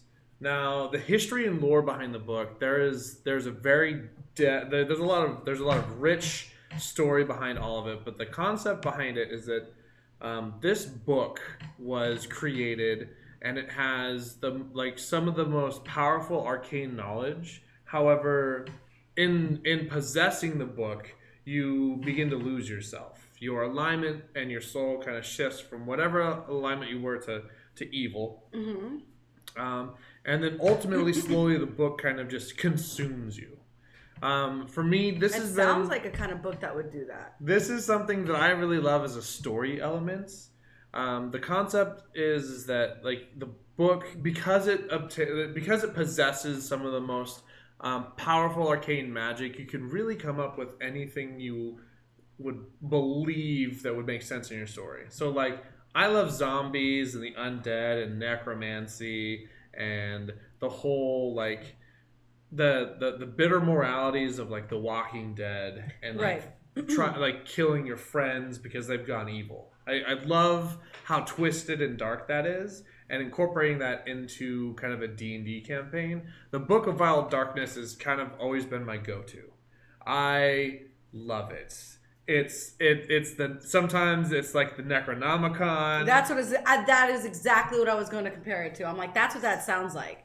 Everything in That there sounds is like written something in you're blood. See, that sounds like something that you would either find in the Underdark, or that something you would find in like a deep cave of like a dungeon somewhere, or even more so in like Curse of Strahd type of a situation where you'd find something there and like a tomb in Curse of Strahd, and like it starts to fuck with the whole group. You know what I mean? It's kind of got like if you imagine like the One Ring to rule them all from Lord of the Rings, how it kind of has its own agenda that it tries to push for, and it slowly corrupts the mind of whoever has it, things of that nature. So it's like pretty much like its own, like with like demons and devils within the book that kind of possess it, like its own. It like, is a magic. physical manifestation of evil. Yeah, it sounds like Curse of Strahd almost. Love Kind of. it. Yeah, that sounds. It's something that you can't just destroy. You can wish it away, where it'll like vanish from the cosmos for a couple of decades, maybe a couple centuries, and then just one day come back somewhere, lying in a field, just there. That sounds like stories I've heard about the Ouija board from people. The Ouija. From my grandma. Stories when I was a little kid, she'd terrify the shit out of me to never want to own one. So the storytelling element never of the worked. book, It made me want one more. I love it. It's fantastic. I hope maybe at some point I get to use the Book of Vile Darkness in an adventure. Mm-hmm. I think that would be really fun and devastating and beautiful. Yes. That is one of my magic items. So I have 2 more magic items. These last 2 on my list are ones that I have not owned yet. Okay. One of them I've owned. Charlatan's Dice. I've only so the one I'm about to name, I've only owned it in game of like Neverwinter, like digitally, but like on my character wise, I've never owned one, and I really want to. It's a very item, but I think it's fucking cool. Just the concept behind it. Okay. Bag of holding. Yeah. It's simple, but just the concept of like, I can stick something in there that then gets put into like an astral plane of existence, and like all your like you could put a shit ton of stuff in there. And I mean, I guess if I'm gonna in real life, I carry purses around that are like that. Yeah. You know, to me as a little girl, if I would have been playing Dungeons and Dragons, watching Disney movies probably would have been a completely different story. Because now if I think about it, like Mary Poppins, she owned a bag of holdings. Yes, she did. Technically, she owned her own bag of holdings. Bitch would fucking put her whole body into the goddamn bag and pull out shit. And you're like, yeah. And now when I think of that, like I think of bag of holdings. You know what I mean? Like that's what that is. Does she have an umbrella of flying? She does. She has an umbrella flying and it talks to her. There's an item called the umbrella of flying. Are you kidding? A sentient umbrella. I was like, dude, I want that now. Like, are you kidding? I'm gonna make me. It transforms into a lute or a lyre. But I think a bag of holding is cool. Recently, I went out to Gen Con and I got to sit down with the Inkwell Society and play a game in Eberron. And one of my party members, his character's name was Arlo, and I love that name. And he had a bag of holding, and we were trying to hide a body. There's a body and a barrel of alcohol, and there's only so much you can fit in there, right? And he's literally trying to put the bag over it and like put things in the bag. Oh my god. So it was like, and we were trading things out of like the bag, like huge barrels of wine out to put in a human body instead, and like all this crazy stuff. And the concept of that I think is crazy. The coolest part about it is like if you do put someone in your bag of holding, like they will die. Well, yeah, they'll suffocate after a while. Yeah, and they just die into the astral plane of nothingness and are gone. They're just in a little box, just hanging out. You know, it's creepy and cool. No, I love it. I also love, do you know about the bag of devouring? It's like a bag of holding, but yes, evil. I was just reading about it. Yeah, that when you stick things in there, they actually like disappear. Sometimes it eats it. Yes. Yeah. Yes, and if you leave it in there for too long, it will be gone. Sometimes if you reach into it, it'll try to suck you in there. Yes, you're supposed to turn it inside out so that it doesn't do something. I was reading about it last night. Yeah, Yes, I there's some silly things with it. It is pretty That's crazy. That's another cool item. I don't know if you guys know about it, but it is September in partnership with Subway. Twitch is doing September, so all people who subscribe to our Twitch channel can do it for half the cost of normal subscription. Oh, Ben just let us know something really September. cool. So I guess something special is going on with September. Ben just said, if you didn't hear him, he said that right now they're doing a special that if you subscribe, it only costs half the cost. Yep. So please subscribe, help us out. Hashtag September. Hashtag September. Hashtag some of our PUBG 2019 come to an end. Coming to an end. And then what does Eric say? I played a campaign where I got a bag of holding. I used to help people escape out of a pit. Yep, that happened too. We forgot to empty the bag with the last group that we saved, and they died in our bag. Yeah. Yeah, that'll happen. Also, if you put a bag inside of a bag, something magical happens. A portal to your wildest dreams. A place where you can sing and be happy. I touched something and it scared me. Who's your keys? I don't know why they're not in my pocket, but... Oh, right, my turn. I have magic items. Yes. My other magic items also kind of a... It's nothing crazy, nothing extreme, but if you don't know about it, here's something cool to know about.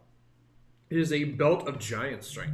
Now these belts come in different sizes, different colors. But the belt of giant strength, similar to like the amulet of health, changes your strength score. We need to put a gnome in one of those. Yeah. Oh, cute. So the strongest belt, I believe, is belt of storm giant strength, and it changes your strength score to 29. You literally become like the strongest creature on the So planet. I'm saying, imagine a little gnome was like, let's stir this shit. You know what I mean? The question is, do you think like their physical body changes at all? Like, does the gnome like Hell get some no. guns, or No. are the arms still They look like it? Mushi. Like, you know, Mushi's like super tiny but buff. Like they're still tiny, but their arms are a little like in their chest are a little defined. Like that's what I imagine, like a little And it's just gnome. ripped. And he's just like, I fucking ripped, man. I'm stir this shit. I feel it. You know what I mean? and he's just grabbing things like, that's what I imagine. Yes. And he's So- got short man syndrome towards every dog. Oh my god. Everything. Could you imagine the Napoleon syndrome that poor little gnome would have? Like, he's just talking around, he's like, "Ruh, ruh, ruh." You know? He's trying to punk people the whole time. Have you seen the guy on the internet who, like, walks around, he's like, psh, like that? And he does, oh my god. He does what? So, What's this? he walks around with, like, a mullet and, like, glasses, and he's got, like, that Bill Cosby, like, 80s sweater type of deal. And he walks around acting like he's all hard, and he walks up to people and he goes, psh, and keeps walking, and people are like, what the fuck? And he's just like, and he'll turn around like, psh. He does the man like head up. Yeah, he goes, I can take him. yeah, like, I'll beat your ass type of a deal. So I totally imagine like a little gnome just being like, psh, you know? Oh my Lanta. He does a skit with a little person too who walks dressed just like a mini-me, who walks with him and does it too. So he goes, and they both at the same time will be all, psh. No. Dude. No. It is the best skit. This is terrible. It's one of my favorites. He's so funny. I wish I could remember his name, but he's hilarious. I freaking It's love it, man. it's great. It's great. It's great. But yes, continue with your bell because now Thank you. I have so many. And now I gotta get Chip and Gail. Have Yes, to they get both need to get the they- belts. Josh and I are gonna do Are you a breathing? little ranger and a little rogue that are twin sisters that run around, and the ranger is a double gun shooting ranger, and imagine with little belts. I Just love it. You want to completely do it creating these at me. guns or these, These guns? guns. She's like, pew pew, boom boom. We got guns or cannons. You're just What's there like, up? hold on a second, I need to reload. That is fantastic. Oh my god. So yeah, there's the belt of giant strength. It changes your Raging strength. potatoes. What is happening? I don't know. We're over over here talking about magic items, and it's just completely going off rails, but I love it. This is all Dungeons and Dragons. Yes. And Thank you for joining. And thank you for being here today with us, doing the do. Oh my God! So now we got to do this. Now, Huh? don't do it. I can't not blink. Ah! But I definitely that's a good item, Mikey. Yes. That's a great one. It's a fun one. Now, there have been controversies where if you get multiple belts of the same kind, you're just like sticking belts all over yourself. It's a part of the luchador build. Yeah. So Oh. you get the ring of jumping, you get the belt of giant strength, and now they need to develop a mask, a luchador's mask. So I see what you're going here. Something like this. So you did like a character build without even telling me that you were doing a character build. So I have a book Thanks of. for the memo. I'm a luchador with a book of vile darkness, a ring, and a belt. That's what I got so far. I'm the Tombstone. That's the luchador's name. Oh. Yes. Oh. You should call yourself like I don't know. Never mind. That's something. Something. All right. So my next one. Your final one. My final item. Yeah. My final item. Again, if you don't know me, I will explain to you. There's two things. One thing you heard earlier was I love Pay Money Wubby. Another thing that I absolutely love is Driss. I love Driss. And Driss is one of my ultimate favorite characters that exist in the Dungeons and Dragons worlds of all the different stories that you could get your hands on. Driss' tale is my favorite one. So, with that being said, reading about the onyx statue that is the panther named Gwenhwyvar, she is the most perfect companion that I could ever think of. That like I literally am always trying to talk to my cats and be like, become her. I'm gonna get be you like her. I'm gonna get you an onyx statue of me. Well, And then I'll jump out of the corner like oh my God, he just gets smoke bombs. Green smoke comes at me. Like I'm here. I'll put on a panther suit too. So with that being said, my next favorite, not favorite item because I haven't purchased one yet, but I would like to have one day, is a figurine of wondrous power. And there's one, it's the Onyx Dog, but I would probably... Just skin it differently. So yeah. Oh, but you know what? I do. You know, I lie. I'm a big liar. I do have an Onyx Dog, don't I?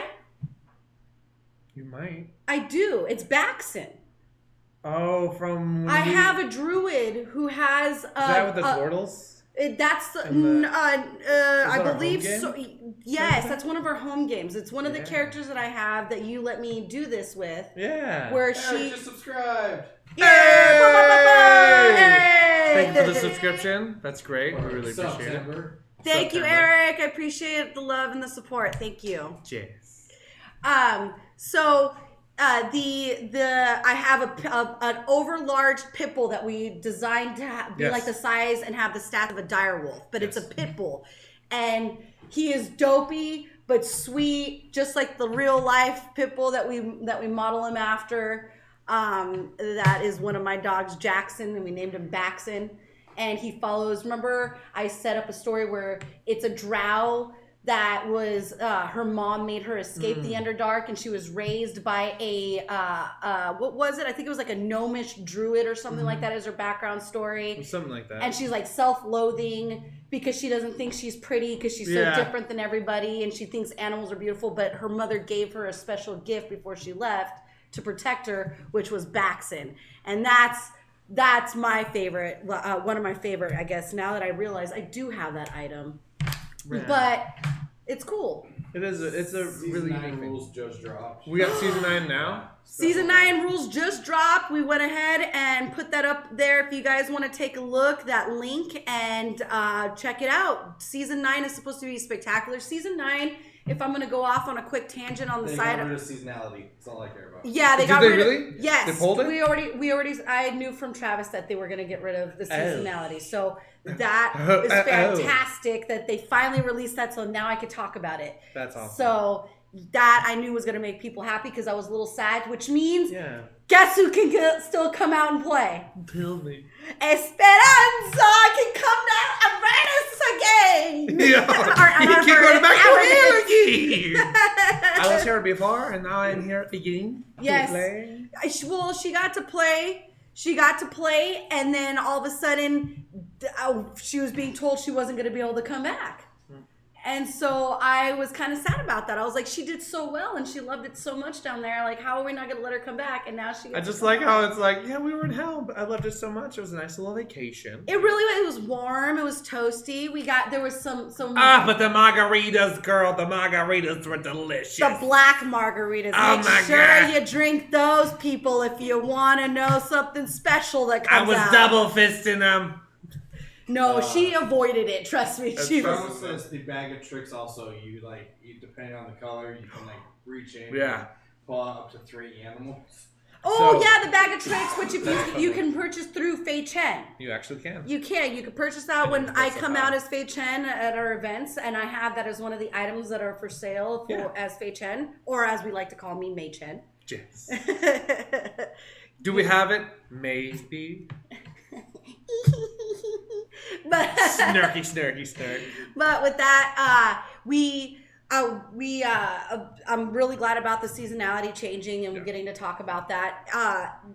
The whole Baldur's Gate thing that's coming out and being able to ascend down into hell and the whole storyline, when I got to play the game, made me so excited. It actually inspired me to want to really start working on my DMing. Mm-hmm. And that was probably because I already really wanted to DM I love vampires, so the Curse of Strahd thing, but it wasn't enough to really get me because it was so overwhelming because there's so much going on in there. Curse of Strahd, if you've never DM'd before, it requires a lot of DM prep to really make the game go smooth. There's a whole network of information that you need to kind of be aware of, at least, to kind of run it smoothly. Right, and I wasn't playing Adventures League at the time when it came out in seasonality wise, or not season, in seasons wise, which was what, Ben? That was what season? Which one? Curse of Strahd. 4. That's what I should have just said it.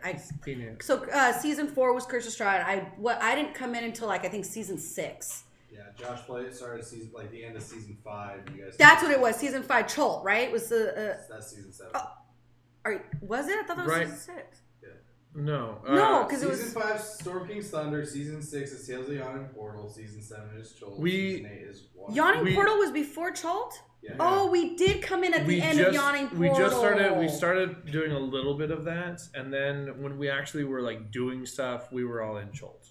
Okay. All So, right. yeah, So that's when where we we were. started So I didn't get to switching do that. But when playing in Avernus, or what is it? Avernus. Sorry, right? Am I saying that correctly? Avernus? Avernus. Okay. Yes. Avernus. In When I did that, it was one of those things that it was so entertaining, and there was so much cool aspects to it, and the NPCs in it are wonderful, like Pip-Yup, all those characters. Oh my god, they're so, and everything's not so serious. You know what I mean? Like there's so much humor within it, and ways to find something exciting. I would think that your time spent in hell is hopefully not dreadful and awful. I mean, it's dreadful when it comes to the things that could happen to you there, but the people you encounter there are quite entertaining. I bet. And so there's a lot of cool NPCs that you're going to come across, and because of those NPCs, that ultimately they're hyping them so much, these individual NPCs, that it's making me want to DM so that I can be all those NPCs. Honestly, that's why I want to DM it, because I saw these NPCs coming out, and I was like, and each one it's so hard to not remember each one of them. You know what I mean? And come out and be like, oh, I remember when I encountered this one, and I remember when I encountered this one, and you remember them walking out of it. Whereas I've played previous seasons, and there's a couple of NPCs because they're big characters of like different stories outside of that game that you're playing. Yeah. Like Jarlaxle and stuff like that. Yeah, that Jarlaxle will pop out. They had. You know what I mean? Like that's all on ones. some of those other seasons. They're fun to get to like interact with some of your favorite characters from the Lady books. Silverhand. But to then get to play into a story like, you know, The Descent, and like go in there and play with these characters that you're not super familiar with, but then all of a sudden you get to know them and you're like, oh, you were lovely in your own fucked up way. Wow, you're real messed up. Let's be friends. Yeah. Hey, isn't that how we became friends? Maybe. Oh. But yes, that is definitely what I have to say about season 9. I'm really excited. You're gonna catch me probably at some of these events, actually DMing at the tables. I'm looking forward to it. This coming season, so I'm really excited. I know in January we're in the works of planning for OrcaCon. Yep. And we are going to be doing the open for season 9 at OrcaCon. Yep. Which I'm either going to be playing Pip Yup himself, or I'm going to be DMing that game myself. You're going to be DMing. I'm going to do Pip Yup. I'm so good at Pip Yup, though, dude. You have no idea. I like embody. We'll tag Pip team Yup. it. So you'll DM for the first half of the open. Story of our lives. And I'll play Pip Yup, and then I'll be like, and then we'll swap out, and I'll do the other half, and then you do confessions and go to spell this next time. Yeah, we could do spell we list will. next time. I think that'd be really fun, actually, because we had a lot of fun talking just about magical items. I can only imagine the shenanigans about magical spells. Well, yeah, we're prepared to like our favorite spells and stuff. We'll talk. We'll move that over next week then, and I Another guess we'll time. talk about confessions. I don't know. I have a lot of confessions. I don't know if I want to talk about them. Well, I guess I'll kick it off. So we just got back from PAX. It was a lovely good time. We got to share space with the Library of Alexandria. Eric, you.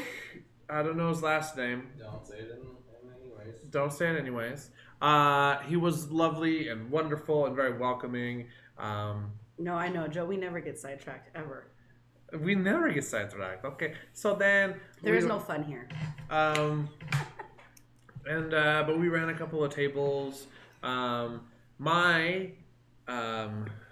confession is that what is my confession? I don't know. I have one in mind, and I think it's I think my confession is gonna be very emotional, but we'll get there when we get there. So you tell me your confession. It's gonna be. What I mean, I know there's confessions that we probably shouldn't. What is appropriate? I think it was like you missed your baby a lot because you were like, I just want to go home and see my baby. I have a daughter, and it was very hard being away. I broke the crap out of that. It was very hard being away from her. You watched Endgame.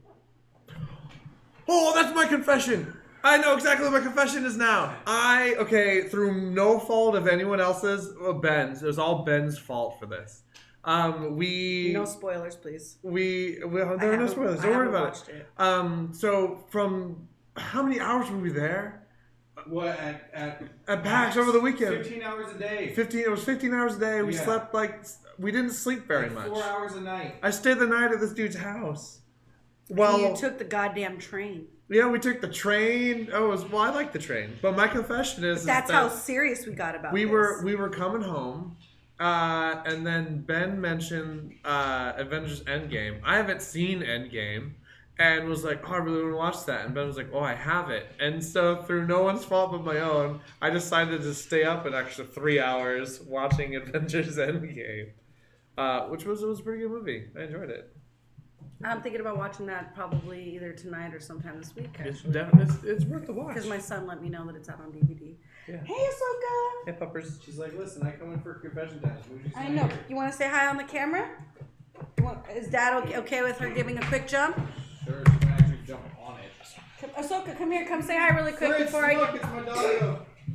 Ahsoka, come here. Say hi. Say hi to the peeps. Good job. Okay, well, she's being a good girl and not jumping. So,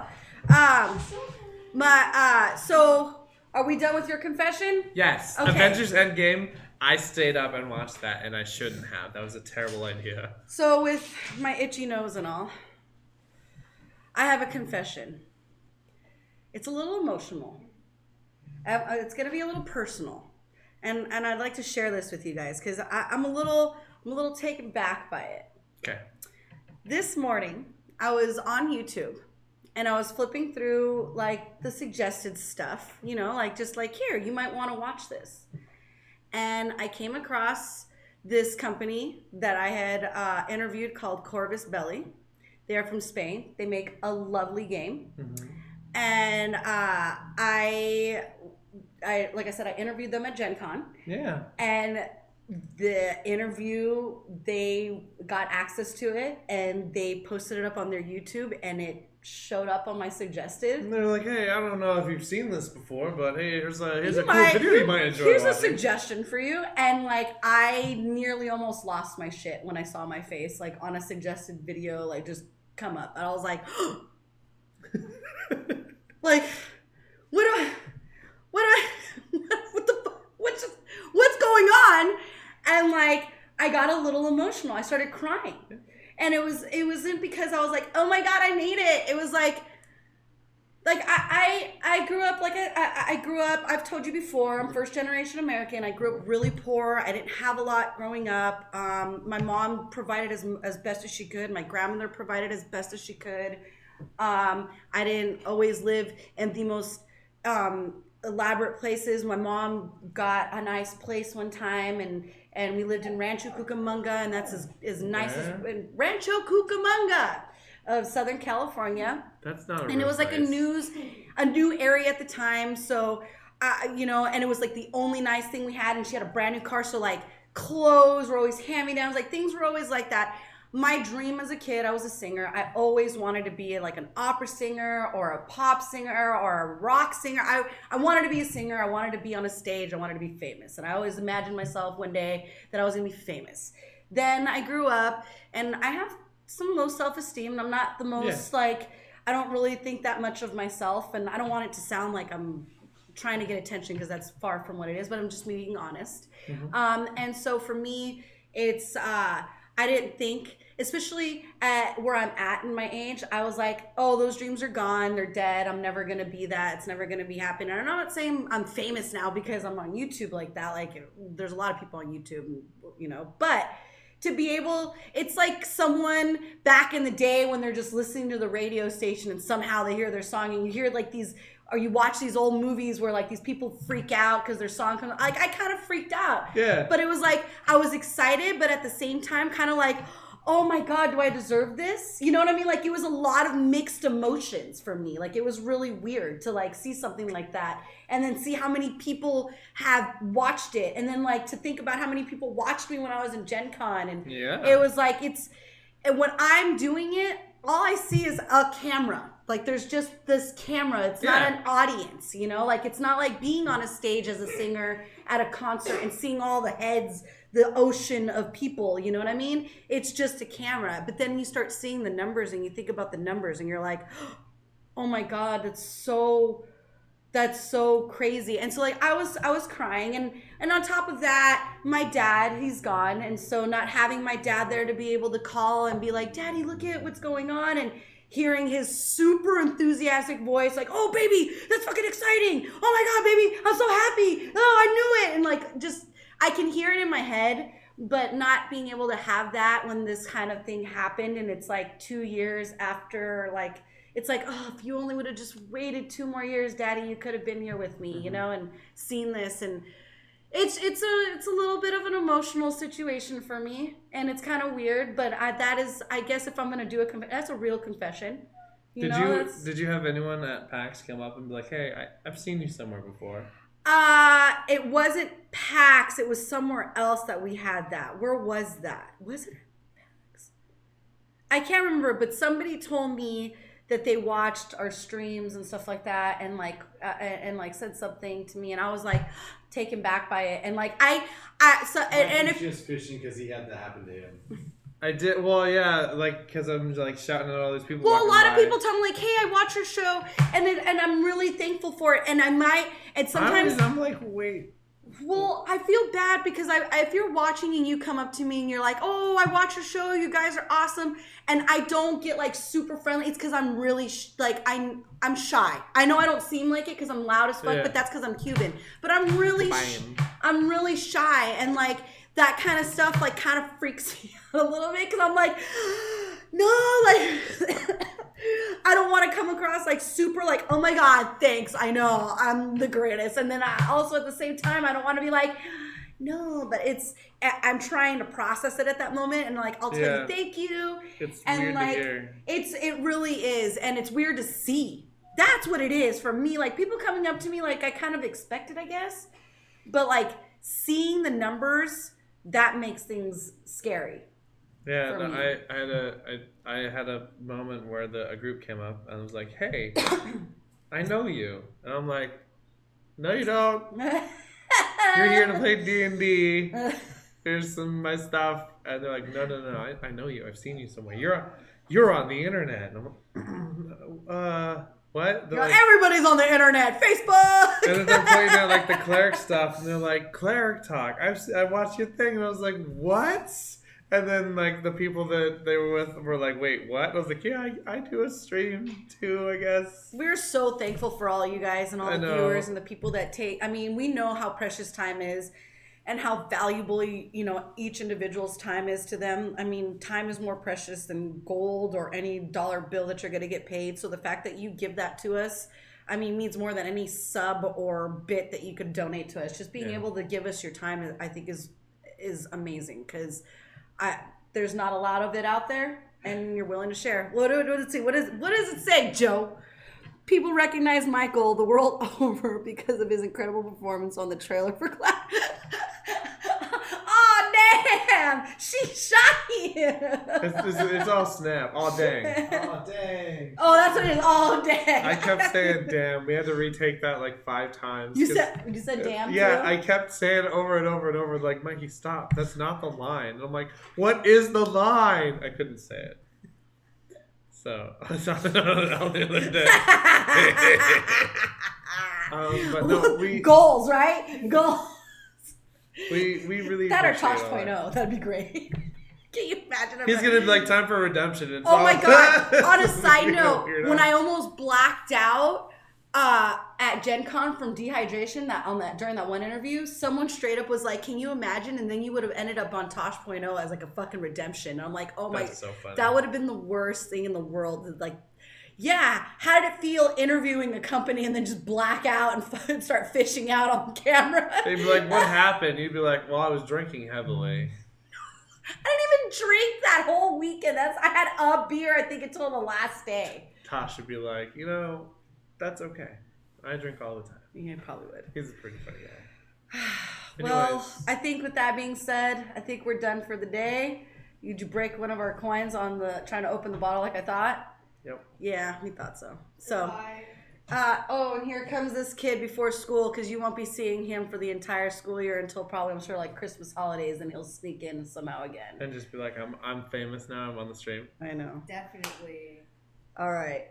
Well, thank you, Zeke. You can go sit back down. While we Zeke, start. get out of here. Go, you little Hey, ham. I want to say goodbyes with you. You know? All right. Because back to school, and then you guys can all harass him later if he does poorly. Because we'll come and let everybody know. Tell him your confessions. grades.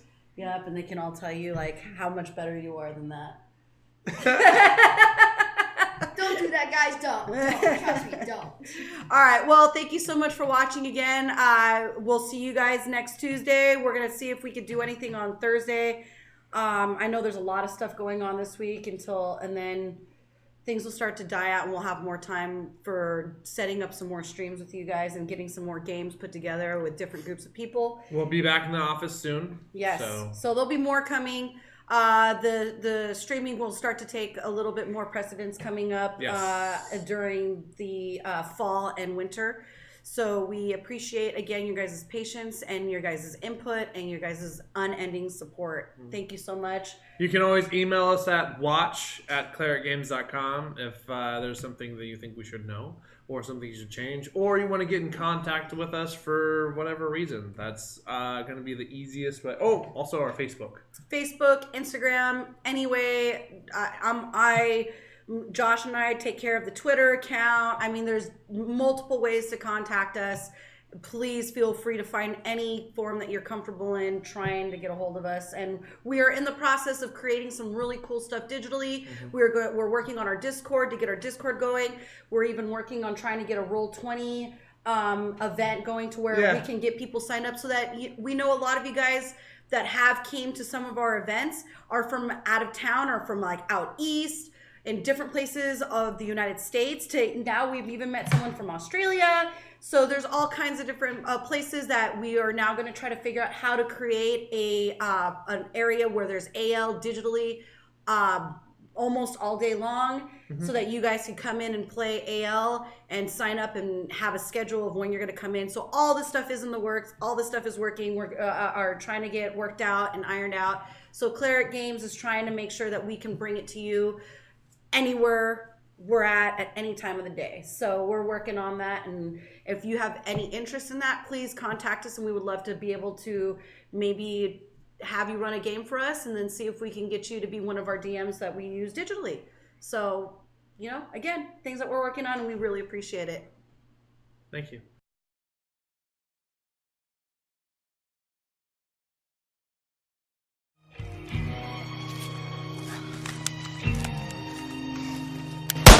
I can't. My voice is still cracking. Oh, Dad! She just shot him! Cut!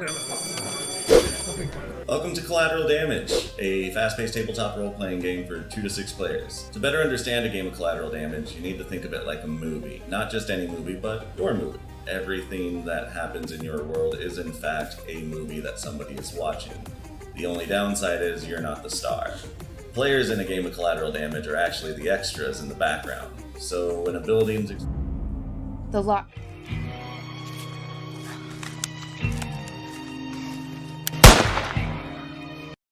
Oh, Dad! She just shot him! Cut! Welcome to Collateral Damage, a fast-paced tabletop role-playing game for 2 to 6 players. To better understand a game of Collateral Damage, you need to think of it like a movie. Not just any movie, but your movie. Everything that happens in your world is in fact a movie that somebody is watching. The only downside is you're not the star. Players in a game of Collateral Damage are actually the extras in the background. So when a building's exploding during an alien invasion, they're one of the many poor schmoes out there running for their life.